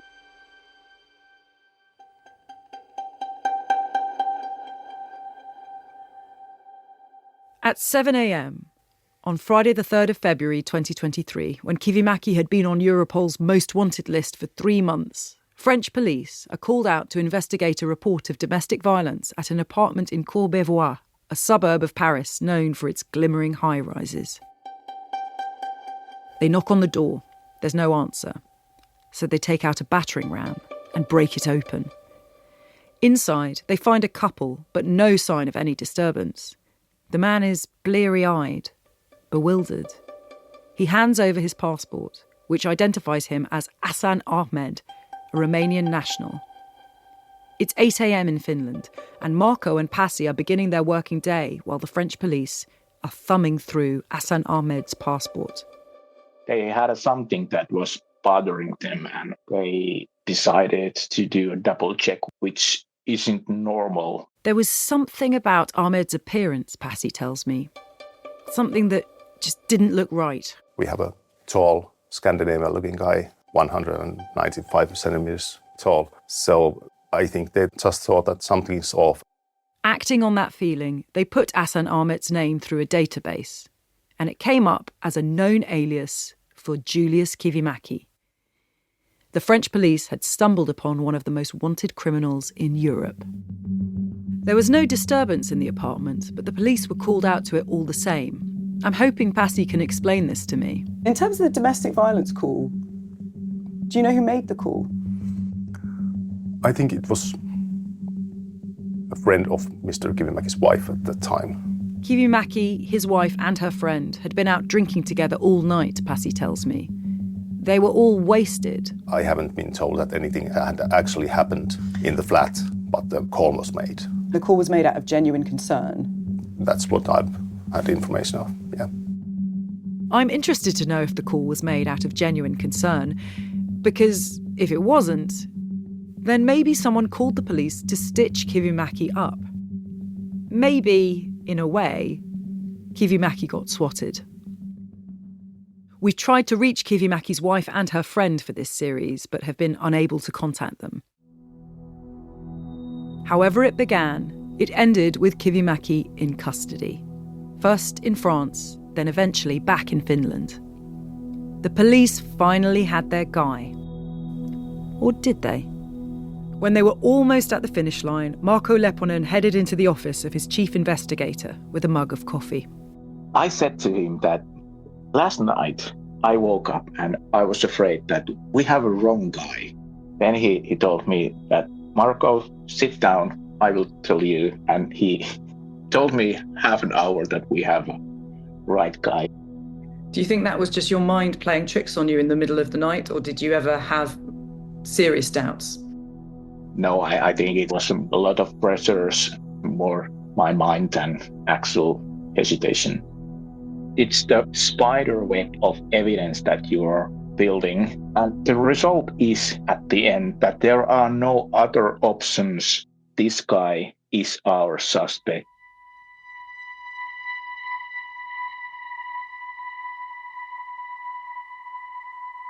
When I first started looking into this story, I was convinced that to really understand it, I had to speak to Kivimäki.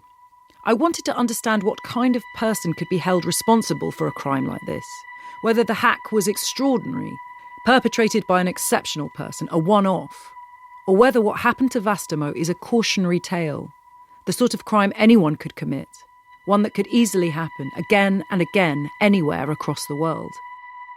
And it looked like Kivimäki might be willing to give me an interview, at first.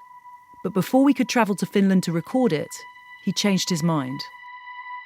My producer Sam and I wrote him emails. I had video calls with Peter, asking what I could do to get him to agree to talk. But nothing made a difference. I'm very sorry about... Let's see what Julius happens. Is not willing. I've asked him 3 to 4 times. Well, we can talk about that. We're still... Now we're in Finland. I'm not giving up. Why won't he speak to me, Peter? I don't know, Jenny. I don't know what happened. I think he'd enjoy speaking to me, Peter. I think he'd I'm find sure he would.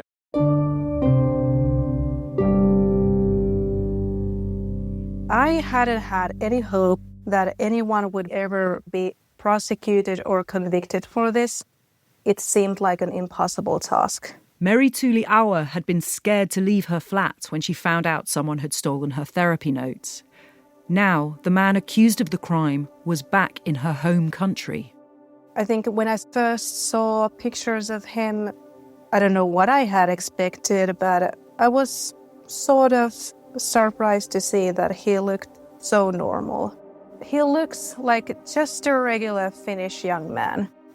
You see people like him walking around the streets all the time. And did that make it more frightening? Sort of, but there were also immediately news about his criminal history, his previous crimes.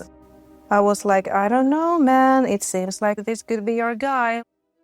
Tina Parija, the head teacher, tells me it was a relief to hear Kivimäki had been arrested.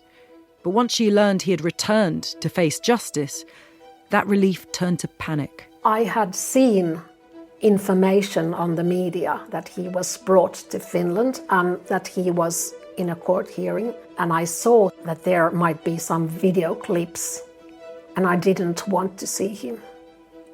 I felt really anxious about it. I was so disgusted with him. Since embarking on this story, I've been trying to understand what Ransom Man's motivation really was. And towards the end of my time with Pasi, he concedes that he thinks this crime was about something much darker than simple financial gain. When talking about Ransom Man, besides money, it was about power. You have power over a business. You have their most sensitive information. You have the power to make them bankrupt. And at that point, when you start publishing people's mental patient records, you realize that you have power over individuals as well. And he has power over a whole nation. That was the atmosphere here in Finland at that point. Power over the whole nation. The power to horrify and terrify all of Finland. And he enjoyed that? Well, I can't go to anyone's head, but when looking at the acts themselves, I think that's a good conclusion. Each day at 8:30 p.m, Tina and her partner like to lie on the sofa together and watch the evening news. One night, the opening shot was Julius Kivimäki strolling into court. Kivimäki came to my living room and what he did was so makes me sick to my stomach, because he was there. He was grinning and smirking and laughing. And then he turned to his lawyer saying that, oh, what a pity I didn't have time to have a haircut. I've seen this footage too. As cameras flash, Kivimäki takes it all in with a smile on his face. He looks totally at ease. So he was playing like a star. It was so arrogant.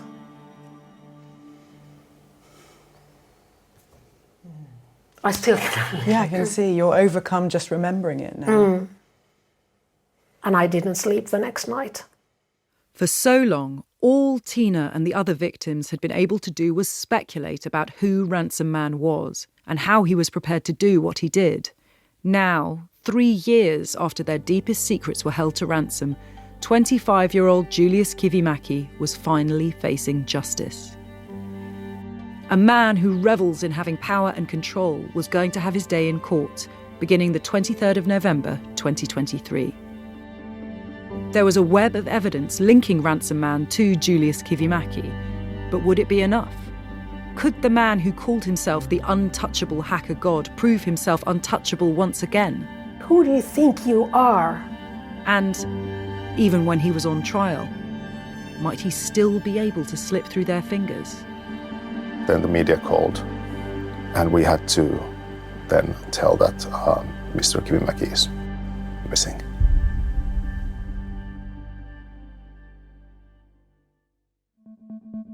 Ransom Man is written and presented by me, Jenny Kleeman. The producer is Sam Peach. The executive producer is Georgia Catt. The commissioner is Dan Clark, and the commissioning executive is Tracy Williams. Sound design by Sam Peach. Original music for the series was composed, performed and produced by Echo Collective. It's a BBC Studios production for BBC Radio 4.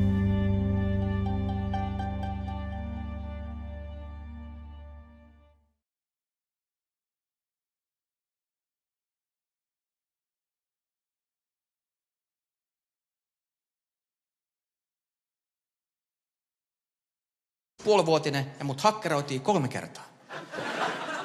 Less than 3 weeks after 33,000 therapy patients had their most intimate secrets exposed online, a Finnish stand-up comic is on stage telling jokes about it. Mun terapiatiedot vuodettiin nettiin, oli tää Vastaamon keissi. Ja ei siis mitään hätää, te ootte kuullut jo kaikkea. My therapy notes were released online in the big Vastamo case, he says. And Don't worry, you've already heard all about it. You're quite famous here. You've got a lot of followers online. You're a successful comedian. Yeah, I can. You could say that. How would you describe the kind of comedy you do? I do a mix of observational and like crowd interaction. And you use your personal experience? Yeah, that's the base of my comedy. Tommy Haustola had always liked the idea of publishing a memoir, he's telling the crowd. Mut ei sitä varmaan kukaan julkaisisi. Kuukautta myöhemmin on siihen hakkeri hoidettu. But before he could, someone leaked his therapy records and did it for him. I'd always imagined that stand-up comics must have massive self-confidence, but there's a quiet nervousness to Tommy as he sips an alcohol-free beer in our Helsinki hotel. Tommy's darkest personal experiences were among those held to ransom and then dumped online. In one respect, the entire story is about people don't want their personal information out there. Yeah. And then I'm here asking you, saying, what did you tell your therapist? Yeah, what was the personal thing you don't want Yes, exactly. that people will see? Exactly. Yeah. So I appreciate you agreeing to do this interview at all. And being... Tommy first heard about the Vastaamo hack in late October 2020 when the extortion email landed in his inbox. Arvon herra Tomi Haustola. And I said, wow. Dear Mr. Haustola. And that's nothing you hear before in Finland. Nobody says that. So I was like, oh, this guy is like, how do you say? Polite. Polite, yes, exactly. Super polite extortion. Mutta se oli niin hyvin kirjoitettu. The ransom note was written so nicely, Tommy tells the crowd. If the hacker had come over to massage his scalp a little, he would have paid up. Että jos tää hakkeri olisi tullut vähän hieron mun päänahkaa. He can joke about it now. But at the time he sought therapy, Tommy had been having suicidal thoughts. He had been burnt out, working for months on end without any break. He struggled with anxiety. There were problems in his personal life, and he was unable to tell anyone how he really felt. I didn't feel good and I was searching for some help. My problem during that time was like I didn't share it. So I was nodding with the people and then inside I was furious. If you're a stand-up comic, the stakes are high. You need to be willing to make yourself vulnerable on stage with everyone looking at you, but you have to take the audience with you. The audience has to feel safe that I'm okay. Yeah, or they won't laugh. Yeah, exactly. Therapy helped Tommy manage things. And then came the hack and the email from Ransom Man. Did you know from the beginning that you were going to talk about this in your show? No. First thought was like, nobody wants to hear it. It's too personal. It became obvious to Tommy that lots of people in his audience were fellow Vastaamo patients and victims. There are people who are nodding and being with me like, yeah, this is what happened. And also, I noticed when I started to do the bits, people usually go a bit back. They withdraw. Because they don't know where we're going here. And then they get back in. Yeah. Because they know that they're in safe hands with you. Did the hack affect the progress that you'd made with your mental health? Yeah, I think I got jaded about this kind of crime. Or at least I felt it like, oh, people are just doing this stuff and they won't get caught. And you start to feel a certain way of the world. You lose faith in the world? Yeah, in a way. But eventually someone was caught. Julius Kivimäki, the hacker who once grounded a plane with a bomb threat and boasted on television about shutting down Xbox and PlayStation on Christmas Day. Now he was the prime suspect in the Vastaamo case, finally in custody following an international manhunt. It was like, okay, this is like next chapter. First you get this super polite extortion letter. 3 years after that you get this invitation to watch the trial. An invitation to watch the trial. In November 2023, Kivimäki appeared in court charged with 9,600 counts of aggravated invasion of privacy and more than 21,000 counts of attempted aggravated extortion. It was the largest court case in Finnish criminal history, and it was being broadcast around Finland. Tommy was invited to be in the audience to see a very different kind of show than any comedy set. I'm Jenny Kleeman, and from BBC Radio 4 and Intrigue, this is Ransom Man.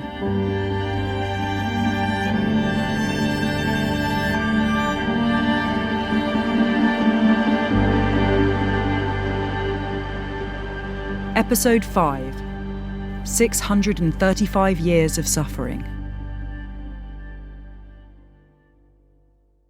The trial took place in Espoo, the affluent city close to Helsinki where Kivimäki grew up. The courtroom is panelled in beech from floor to ceiling. There are 8 banks of desks, each with a microphone and a monitor on which evidence is displayed. 3 judges would decide the case. There was no jury. On one bank of desks sat the team of 3 prosecutors, led by Pasi Vainio, all with immaculate suits, ties and trimmed beards. Into this scene strode Kivimäki, dressed in a green duffel coat over a black T-shirt, a bottle of water in one hand, a laptop in the other, grinning once more at the assembled cameras. Kivimäki took a seat and plugged his laptop in on another bank of desks, next to Peter Jari, the lawyer defending him. I mean, who wouldn't like to have a case like this? The eyes of a nation were on him. Who wouldn't want to take on a case like this, Peter asks me. Do you know anybody personally who had their data hacked? Yes, we had even here some people. In this office? I'd imagined that having colleagues who'd had their therapy notes stolen by an extortionist would be enough to stop his firm from taking the case, but Peter doesn't see it that way. Were you nervous? Yeah, of course. What was your strategy? Well, of course, the defense strategy, as he disputed all the allegations, that they didn't have all the evidence. Kivimäki denied the charges. Peter argued there wasn't enough evidence to convict him. All the clues were small and circumstantial, he claimed. There was no single piece of evidence that could definitively link his client to the crime. The way Peter tells it, Kivimäki is a victim of his own infamy. We all thought when we heard about Vastaamo, hey, maybe this could be Julius. That in a way the investigation goes this way when they know that they have their own little domestic hacker. Your position is the police never had an open mind. Yeah. The minute the crime was committed, they thought it is Julius Kivimäki. Exactly, and let's go this way. Yes. Arguing the prosecution's case, Pasi Vainio had to prove that there was such a weight of evidence connecting Julius Kivimäki to Ransom Man that he had to be the person who perpetrated the crime. The case was very technical. It was concerned that even if I understood it, how can I get the court to understand what this all means? Pasi, leading the prosecution case on behalf of the state of Finland, and Peter, defending Kivimäki, were going head to head. But there was a third lawyer also present in court, one with over 6,000 clients. Jenny Raiskio represented the victims who had chosen to bring a civil claim for compensation in the Vastaamo case. If found guilty, Kivimäki would have to pay them all damages. Jenny attended the criminal trial as a bystander, learning the facts of the case against Kivimäki and ensuring that the victims were not forgotten amid the circus in the courtroom. But she had a ringside seat, just across the aisle from Kivimäki himself. He looks like baby-faced. He doesn't look like, tough criminal. Jenny had the daunting task of building over 6,000 different individual compensation claims. Some Vastaamo victims have been left unable to work and afraid to attend therapy that they desperately need, she tells me. There are some that have asked me that if I no longer exist, is my family entitled to proceed with this? So you can read between lines what they are asking. I got 2 phone calls from families who told us that after the news break that this had happened, their family member had taken their life. And they are sure that it's because of this. But of course, I cannot never be sure about that, but I have to believe their word. When I ask Tommy about the people who killed themselves, his face falls. It's really horrible. It makes me really sad. And also, you feel powerless because These are people who try to find help. And when you've been close yourself of this kind of situations, you want to take your life, you can feel that emotion when you hear about it. And you have been close? I've been thinking about it sometimes. Yeah. Yeah.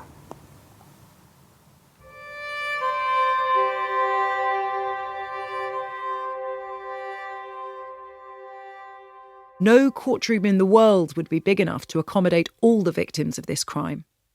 Over 21,000 former Vastaamo patients had registered themselves as plaintiffs in the criminal case. They were given an opportunity to view the trial in special screenings across Finland, in public areas, like cinemas. Tiina Parikka wanted to see justice being done. I went there for the couple of first days. What was that like? It was really important for me to go there. I wanted to see him there on the bench to answer. In a case that was all about the right to privacy and anonymity, it was a pretty awkward setup. We pretty much kept to ourselves. That's the worst kind of free tickets I ever had for cinema. Yeah. So the crime was about our privacy, so it's everyone they be in there. Hey. What did he get on you? Yeah, I can imagine. Yeah. It was really fun at the same time. Go in movies and watch your trial. Watch the person who's stolen your secrets. Yeah. With everyone finally in their seats, it began.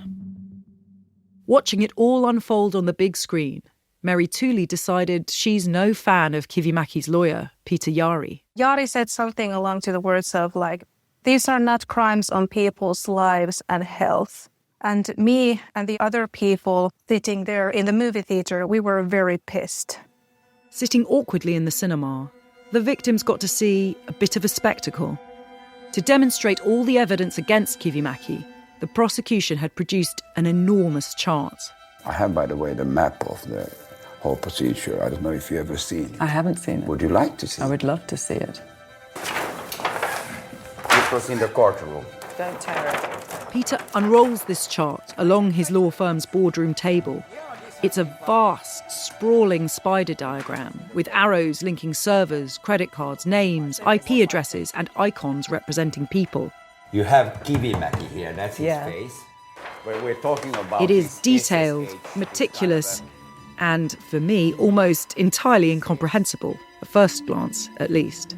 This is where somebody says whoopsie when he says that all the information had gone.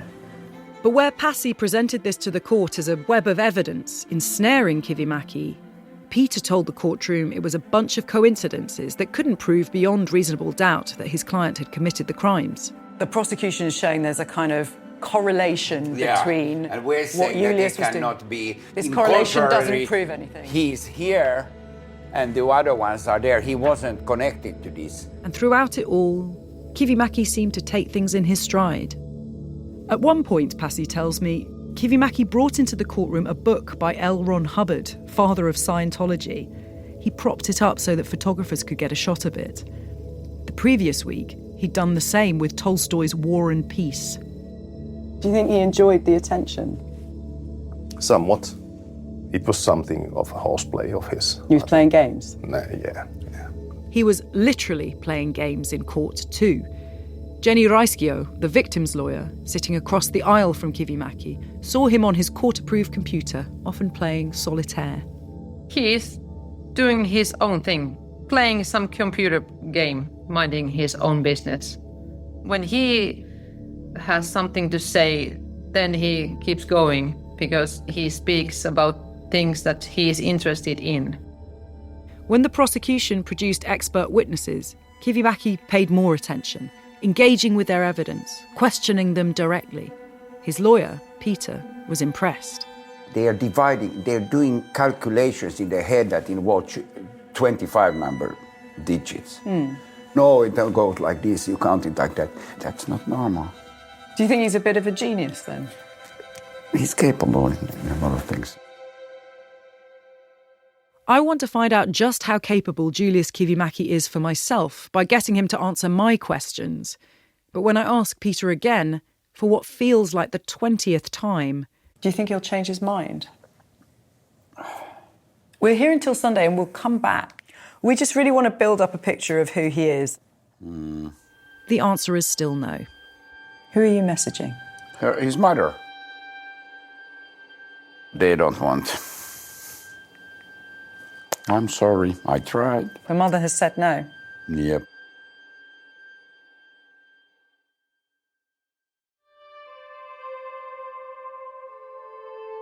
In February 2024, 4 months into the trial, the court went into recess. Kivimäki was granted bail. He was allowed to return to his parents' home so long as he reported to a police station every day. But fearing he was a flight risk, a few days later, the prosecution appealed the decision to release him. The Court of Appeal agreed, ruling that Kivimäki must be taken back into custody. Only there was a problem. I was on my way somewhere, sitting in the airport. He calls me.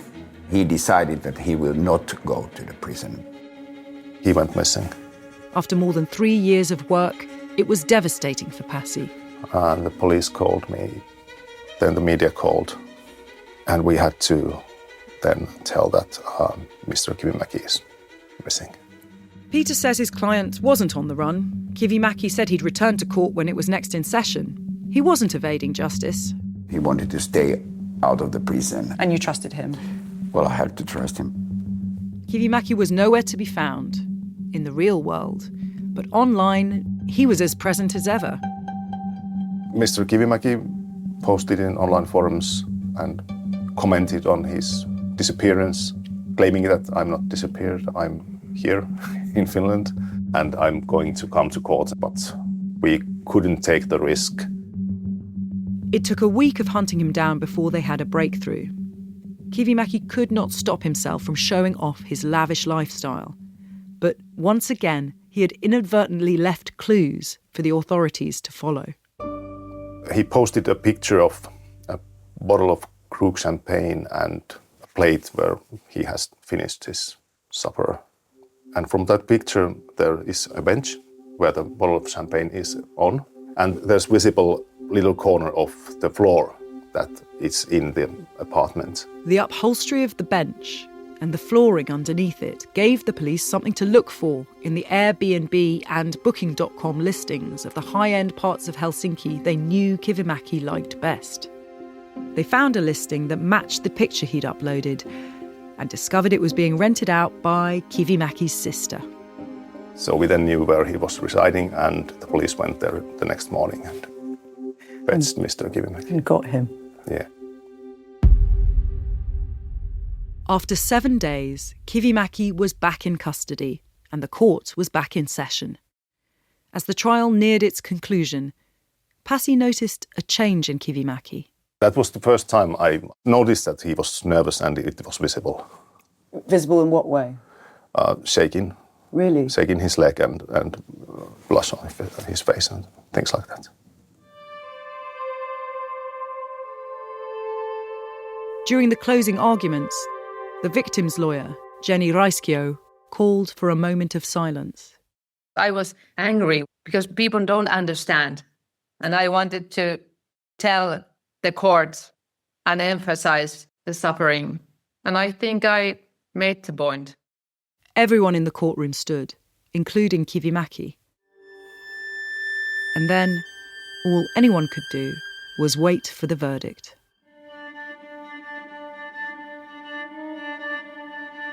I remember coming home and I think, oh my God, they're going to convict him.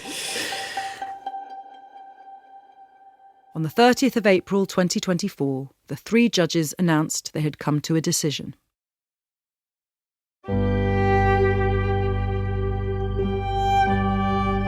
Justice is done.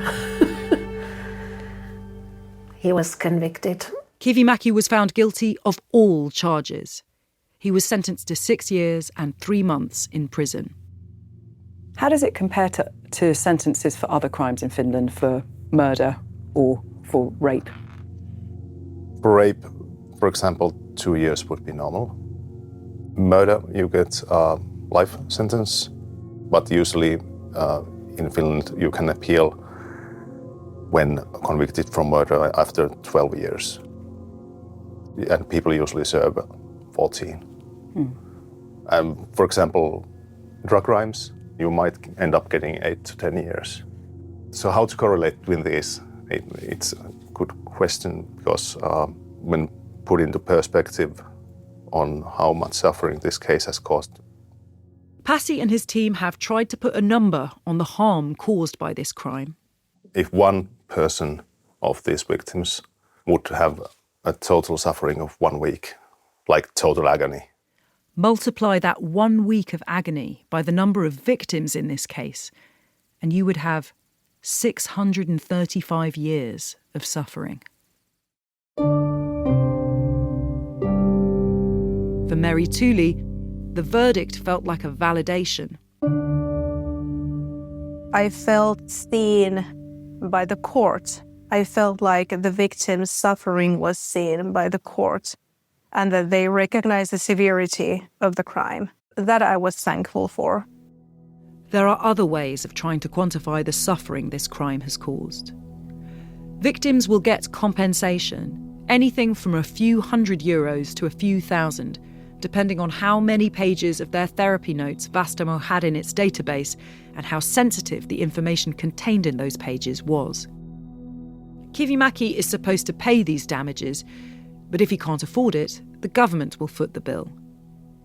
Despite his champagne lifestyle, the authorities have so far been unable to locate any of his money.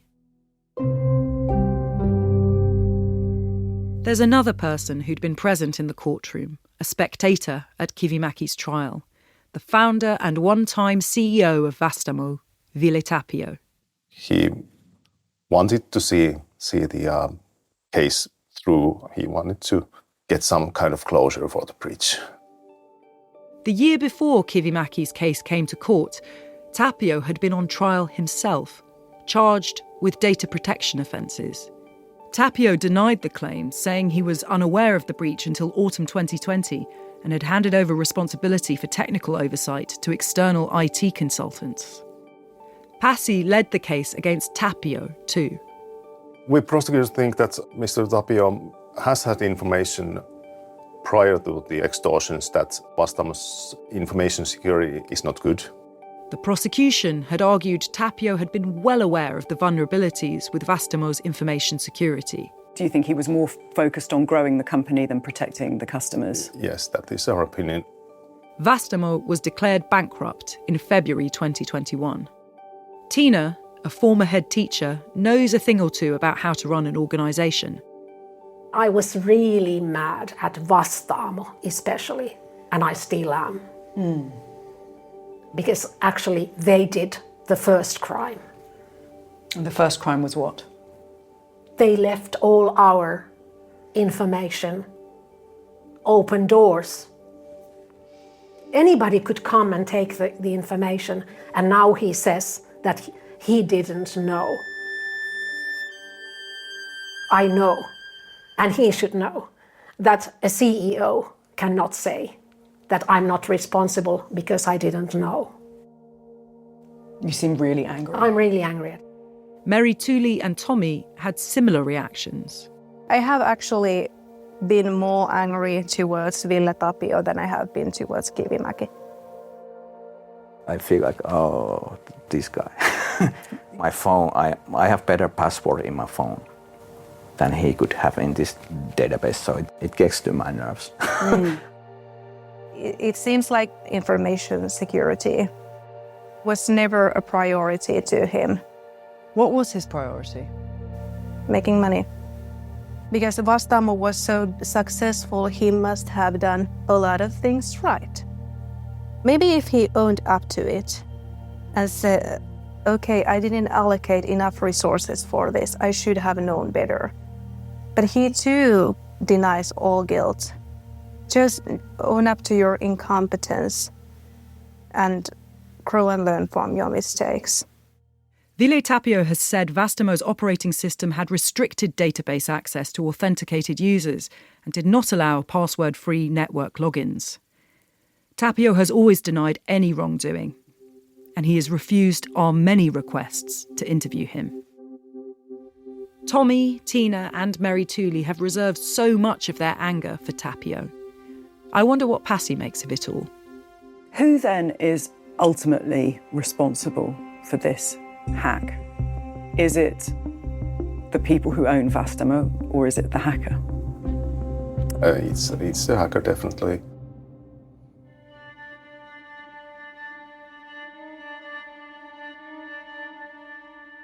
I'm convinced it must take a particular subset of hacker, a specific kind of human being, to commit a crime that causes so much suffering to so many people.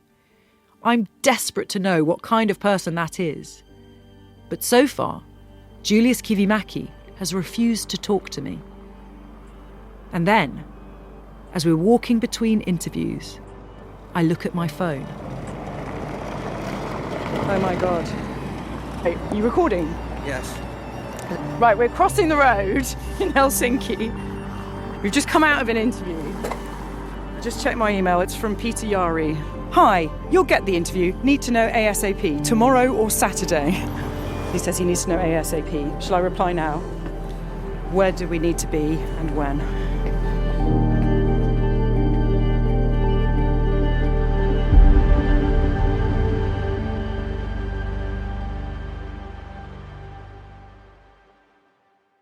In April 2023, Ville Tapio was found guilty of breaching the General Data Protection Regulation in his handling of patient data. He appealed and was cleared of all charges in December 2025. The Court of Appeal ruled that neither the GDPR nor the applicable Finnish healthcare legislation required encryption or pseudonymisation of patient data at the time in question. The court found there was no clear legal requirement at the time obliging Tapio, as CEO, to take specific security measures, and his conduct in relation to the breach did not amount to criminal negligence. The BBC understands he has submitted a complaint in relation to the conduct of his prosecution. Ransom Man is written and presented by me, Jenny Kleeman. The producer is Sam Peach. The executive producer is Georgia Catt. The commissioner is Dan Clark. And the commissioning executive is Tracy Williams. Sound design by Sam Peach.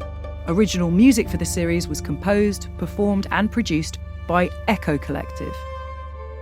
It's a BBC Studios production for BBC Radio 4.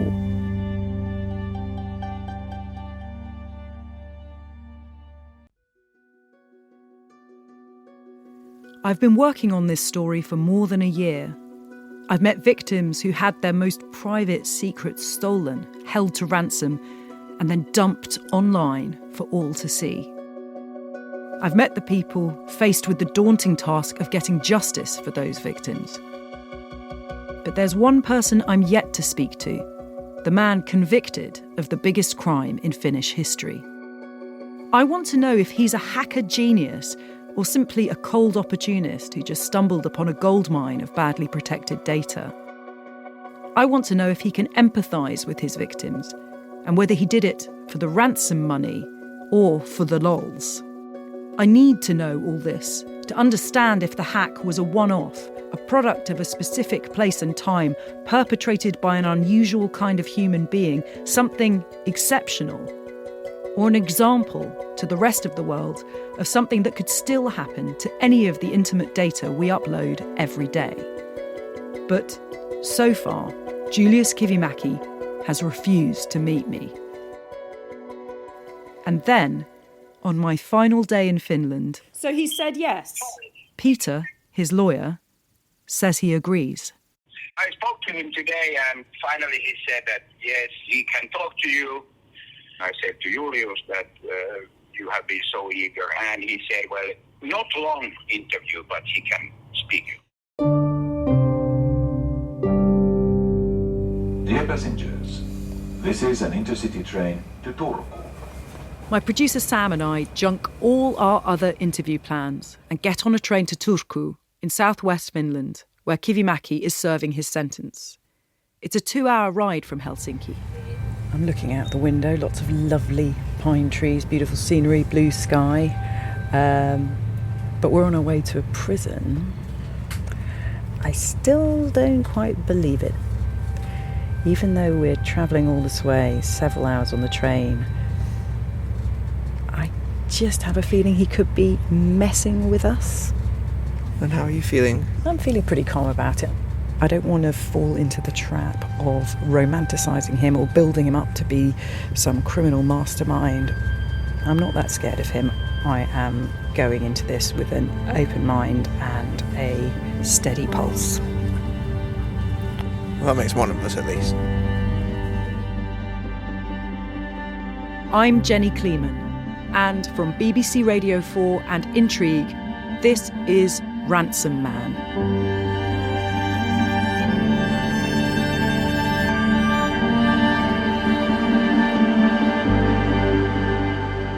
Episode 6, Nameless, Faceless People.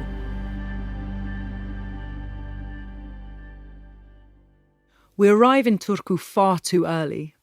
We jump in a cab to the prison, a suitably serious brown brick building surrounded by a high white perimeter fence topped with razor wire. Turun vankila. Hello, I am here to visit Mr. Kivimäki. It's Jenny Kleeman from the BBC. Okay, please come in to the main gate.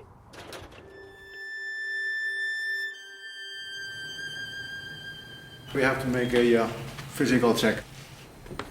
We're searched. We go from one waiting room into another. And then a guard comes to fetch us. Kivimäki comes. That's the inmate will come on this side. We take our seats in a spotless, bright visitors' room. It looks like the movies, you know. Perspex screens, there's a telephone in front of me, and there's a desk on the other side of Perspex, opposite me. And we wait. Maybe he's not going to come.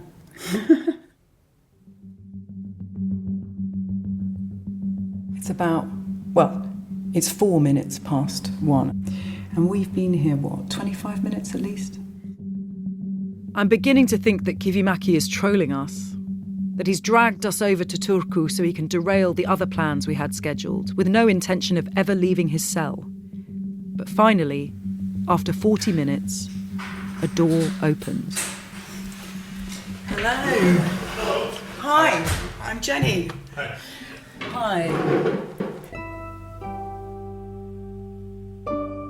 Finally, Aleksanteri Julius Kivimäki is there in front of me, albeit behind a Perspex screen. He's tall and imposing, with white blonde hair, ice blue eyes, and a bit of razor burn. He's wearing a black t-shirt and little black shorts, which makes him look like an overgrown teenage boy instead of a 27-year-old man. The screen between us reaches from floor to ceiling. It means we can't put a microphone on Kivimäki, but we can hear his voice through the vents on the table in front of us. How's life in prison? A little boring. Spend my time, exercising, reading, cooking. What kinds of things are you reading? It's very broad. Right now I'm working through all the Booker Prize winners. And what are you cooking? The grocery selection is a little limited. It's not like Whole Foods, but try to eat healthy with the very limited amount of vegetables they offer. He keeps up with the news, he tells me. He watches CNN, reads the Financial Times, but his online access is severely restricted in here. Is it hard for you to be without the internet because you were online so much? Oh no, I haven't been spending that much time on the internet for years anyway. Really? Yeah.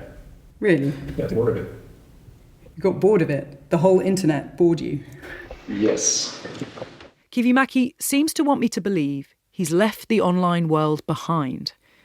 Barely 2 minutes into this interview, he's already trying to steer the narrative. But you spent a lot of time on the internet when you were younger. Are you saying you grew out of it?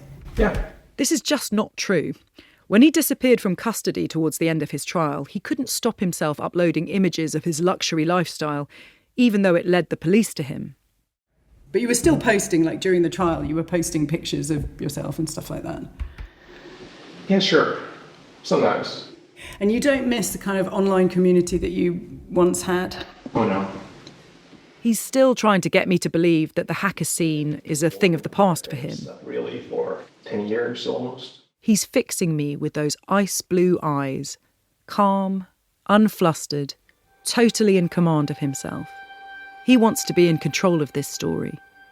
Peter warned me I might have only 15 minutes with Kivimäki. I have to get answers from him. Did you hack into Vastaamo and try and extort money from people using their therapy notes as bargaining chips? No. You didn't do it? No. So why are you here? That's a good question, and the story keeps changing. He's got a point here. The story has changed.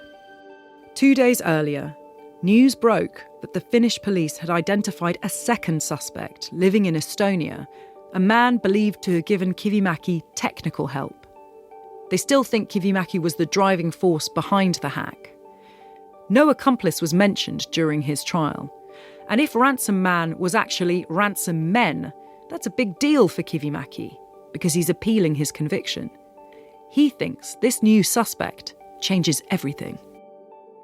Do you know who this person in Estonia is? I have a vague idea. You have a vague idea. You're going to tell us who it is? No. Is it somebody who you know?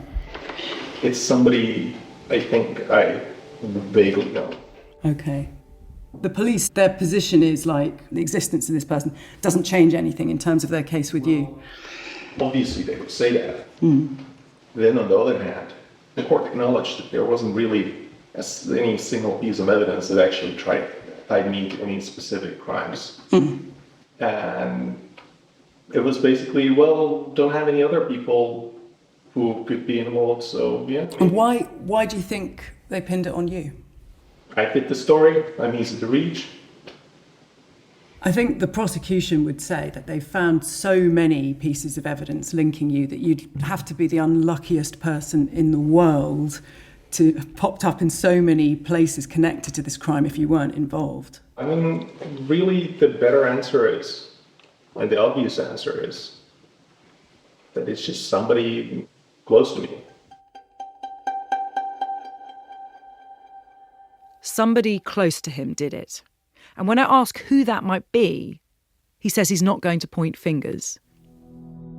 For me, I just can't imagine doing time for a crime I didn't commit if I had an idea who did commit it.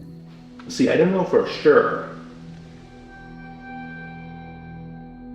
The hack itself, do you think it's a bad thing that it happened? Obviously. One of the people I spoke to, she said she felt like it was like being raped in public, having her therapy notes held against her. I mean, what do you make of that? I'm sure that's how she felt. It's quite remote to me. It's quite remote to him. It's another story in the news. Just another story in the news. When I ask him about the people who killed themselves after they found their notes had been released, he shrugs. I don't find that surprising, he says. On a human level, do you have any response to that, just as, you know, as a fellow human being? You could ask anybody on the street about this. Yeah, well, I'm asking you, anybody on the street. And then Kivimäki says something that stops me in my tracks. He starts talking about other tragic events that make the news, like the deaths of civilians in Gaza, and how, when he hears about them, he feels nothing. He thinks that other people also feel nothing. I mean, there's a lot of terrible things going on in the world. I don't really feel any differently about this. I mean, I turn on the news and there's people dying in Gaza or wherever. It's like, how do you feel about that?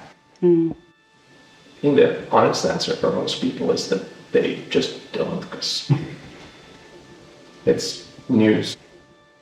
It's not something you're involved in. It's just news. You don't have anything to say to the victims? No, not really. I mean, these are nameless, faceless people. Nameless, faceless people.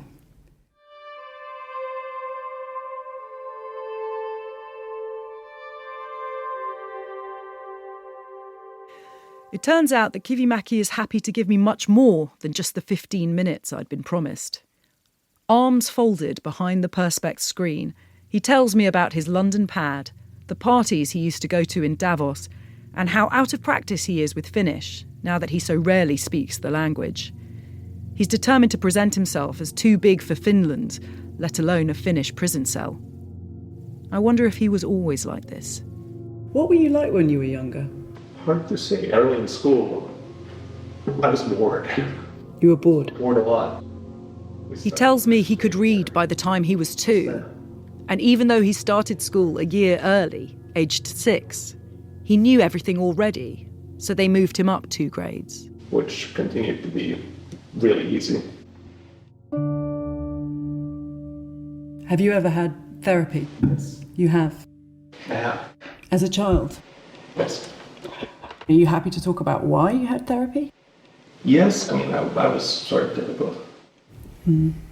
There were children whose therapy notes were stolen and released into the world. Yes, and I'm happy that mine weren't. When you were younger, you did some things that you've done time for, and there's some things that you've admitted. I do things, and really stupid things. Can I ask you about those really stupid things? Yeah. Those really stupid things had very serious consequences. In the USA, Blair Strater says his life was ruined. He had 3 tons of gravel and armed police sent to his door. Blair was sent to juvenile detention. He told me it had cost his mother her job. The feud that you had with Blair Strater, did you send pizzas to him and gravel to him and bomb threats? And did you get his mother fired from her job? No. I might have ordered him pizza, but no bomb threats, no getting his mother fired, no gravel. You didn't hack into her Twitter account and... No. No. I know who did it. You know who did? Who was it? I'm not going to name names. You're not going to name names.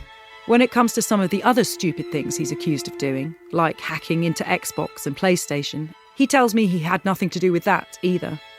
Someone offered to pay him to take responsibility for it in television interviews, he says, so he did that for the money and for the lols.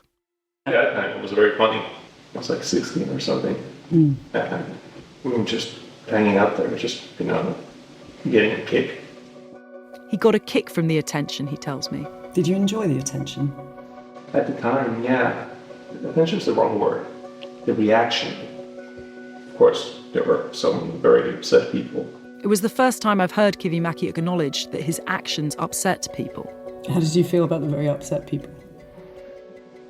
Then it was funny, because a lot of people upset over very little, and then I was doing nothing, and I was in the chat room, and I was egging people on and telling them what to write to get more reaction. He was egging people on, he says, but not doing it himself. Did you enjoy the drama of it? Yes. Yeah. And what about the drama of the Sony executive and the bomb threats called onto his plane? Was that drama you enjoyed? At the time, yes. Now something I definitely regret. As a kid, a lot of really stupid things are fun. Somebody's facing buildings, throwing rocks into windows or eggs. For a lot of people, that's funny. And as a teenager, that's sort of normal. Just regular teenage pranking, he says. Yeah, but calling in a bomb threat to a plane is not throwing eggs at a window. It's definitely not normal. But the level of effort required, the whole ease of doing this at that time, less than going up and throwing eggs at somebody's car, house, or whatever. Everybody was doing it. It's so easy. It's easier for a teenager to ground a plane with a bomb threat than to throw eggs at a window. And they're much less likely to get caught doing it. It must make you feel powerful that you can sit behind your computer and cause so much. At that time, sure. Now it just makes me feel stupid. Because it's not funny, it's not cool. Do you really believe that? I really believe that. It makes him feel stupid, he says. Kivimäki wants me to think he's a changed man, and he seems to want me to believe contradictory things at the same time, that he's unusually clever, but has somehow found himself framed and imprisoned for a crime he didn't commit. I'm not buying any of it. Aside from his chilling lack of empathy, nothing seems exceptional about Julius Kivimäki. So you've grown up, you're not so interested in the internet anymore. What are you going to do with your life when you get out? You can go out, go eat, go to sports, travel, work, spend time with people in fun, interesting places rather than sitting in your bedroom with a computer. Just, go out, pick up, right up where I left. After nearly 2 hours, we're done. I press the button to call the guard. For a minute or so, I stand awkwardly opposite Kivimäki, separated by the perspex screen, with nothing left to say. Then the guard arrives and escorts Sam and me away. Yeah, do you have any immediate thoughts? My immediate thoughts are that I feel more convinced than ever that he did it. And I think I can understand when people say that he does not seem to feel any empathy, did not have very much emotion at all in his face. And he was staring at me and looking me dead in the eyes throughout the entire thing. And he said a few things I found really chilling about how he just found it very difficult to feel anything for the victims because, God, anybody who hears the bare bones of this story feels something for the victims, regardless of whether or not they're involved. And I also think he has bought into his own mythology. He wanted me to think he was incredibly clever and some kind of prodigy. But he just said so many things that didn't make sense, If what he was saying was true, why would he be doing time for somebody else? It's all just quite ridiculous. There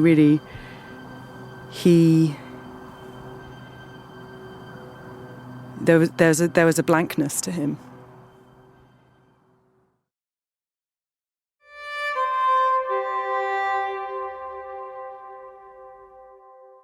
Even though Kivimäki has been brought to justice, Vastaamo patients continue to be victimised.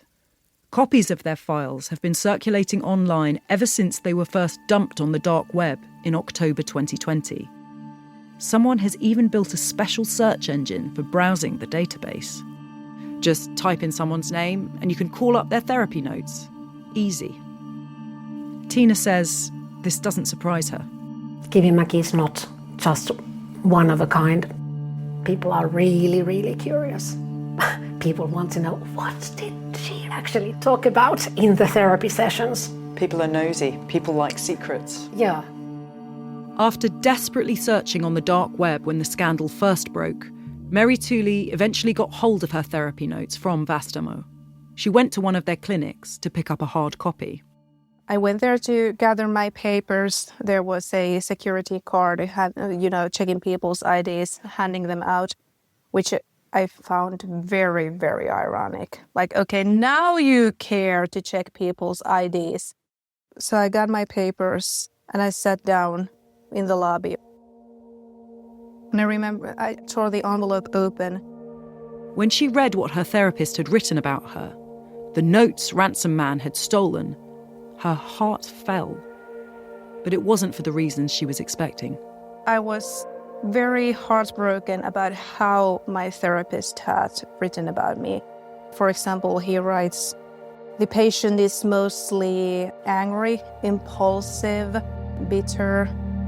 You were hurt? I was hurt. It made me feel sorry for the person I had been. Tommy chose to turn his experience into stand-up comedy, and Meri Tuli decided to write a book.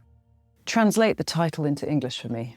So the title of the book is Kaikki saa tietää, something along the lines of everyone gets to know. Meri Tuli received supportive messages from other victims, as well as national coverage. But not just that. There are the people, especially on TikTok, who have called me crazy and nutcase, a lunatic or whatever. People even call me a whore. Eventually, I just deleted the account. If you search for Julius Kivimäki on TikTok, you'll find fan videos. His appeal is still ongoing. In September, the suspect questioned in Estonia was named as Daniel Newhard, an American citizen. He's been charged with aiding Kivimäki in the extortion attempt, but he's not in custody. His court date has yet to be set. He denies the charges. At the time of recording, Kivimäki is out of prison while the Court of Appeal considers his case. He's been papped quaffing wine in the street.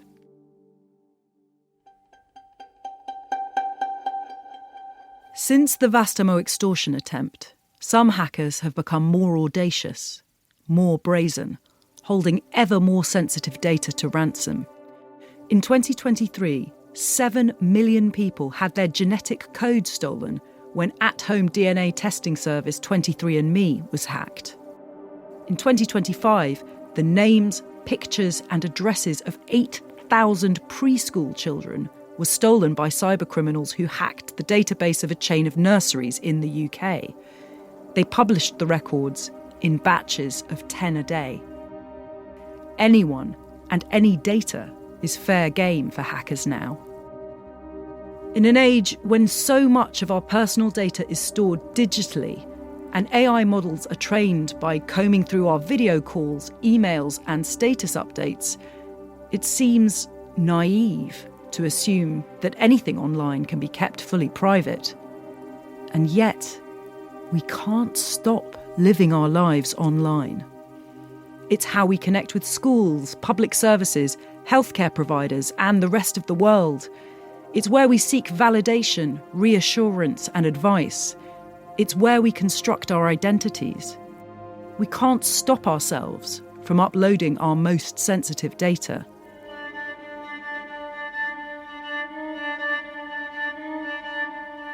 Of all the things I asked Julius Kivimäki about, it was this that got him most animated. Do you think that all of our secrets are out there already?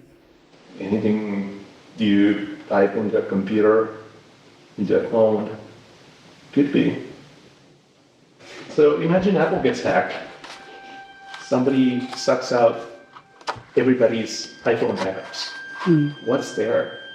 Everything there's going to be everybody's photos, everybody's text messaging histories, everybody's private notes, diary entries, emails.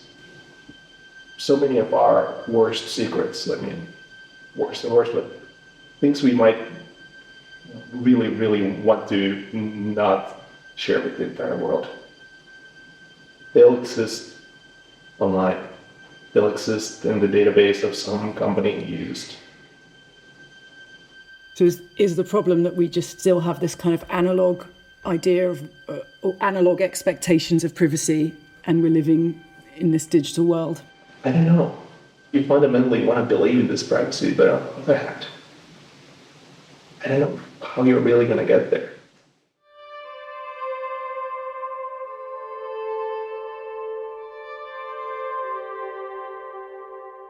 The Vastaamo hack and all the hacks that have happened since are not going to make us go back to face-to-face communication or pen and paper. That ship has sailed. So where does that leave us? I want to know what Henrik, the tech journalist, thinks. Your secrets are never fully safe online. True. But people still want to share their secrets online, don't they? Can you understand why? The other option is that you would just be totally silent, never say anything to anybody, and that's not a human's life. But isn't there a sort of critical mass that if everybody's secrets are out there, then nobody has anything to be ashamed of because everybody's most personal details are out there? I mean, could there be something liberating about everybody's secrets being out in the open? Yes, I think so too, and that's what happens at the nudist camp. So I endorse the idea, yes.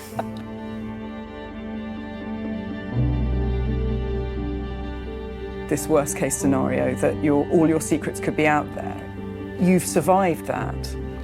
Yeah, sometimes the worst imagination worse than the worst reality. Yeah. So in that case, it's more like, okay, I still am going on and I have my life. Maybe this is my counter-strike to this criminal. Yes. Saying that you didn't get me. Yes. I'm stronger than you. In a way, stronger in a human way. In a human way? In an empathetic way. And empathy it's the strongest power in the world.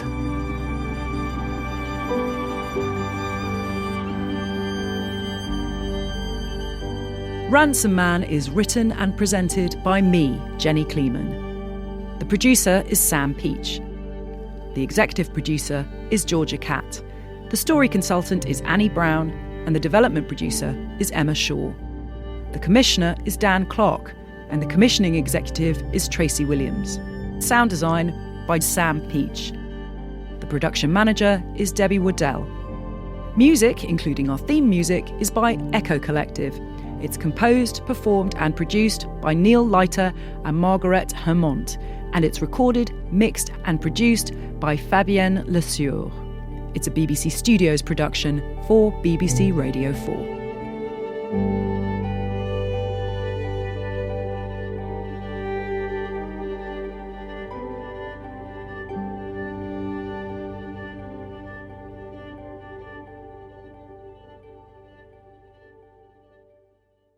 We hope you enjoyed this series from Intrigue. If you haven't already, why not listen to a previous series from this podcast, such as Word of God? Ben Lewis unravels the tangled story of a Christian billionaire family, stolen relics, fake treasures, and the scholar turned sleuth who exposed the scandal of biblical proportions. If you want to be notified as soon as a new series drops, make sure you're subscribed to Intrigue on BBC Sounds.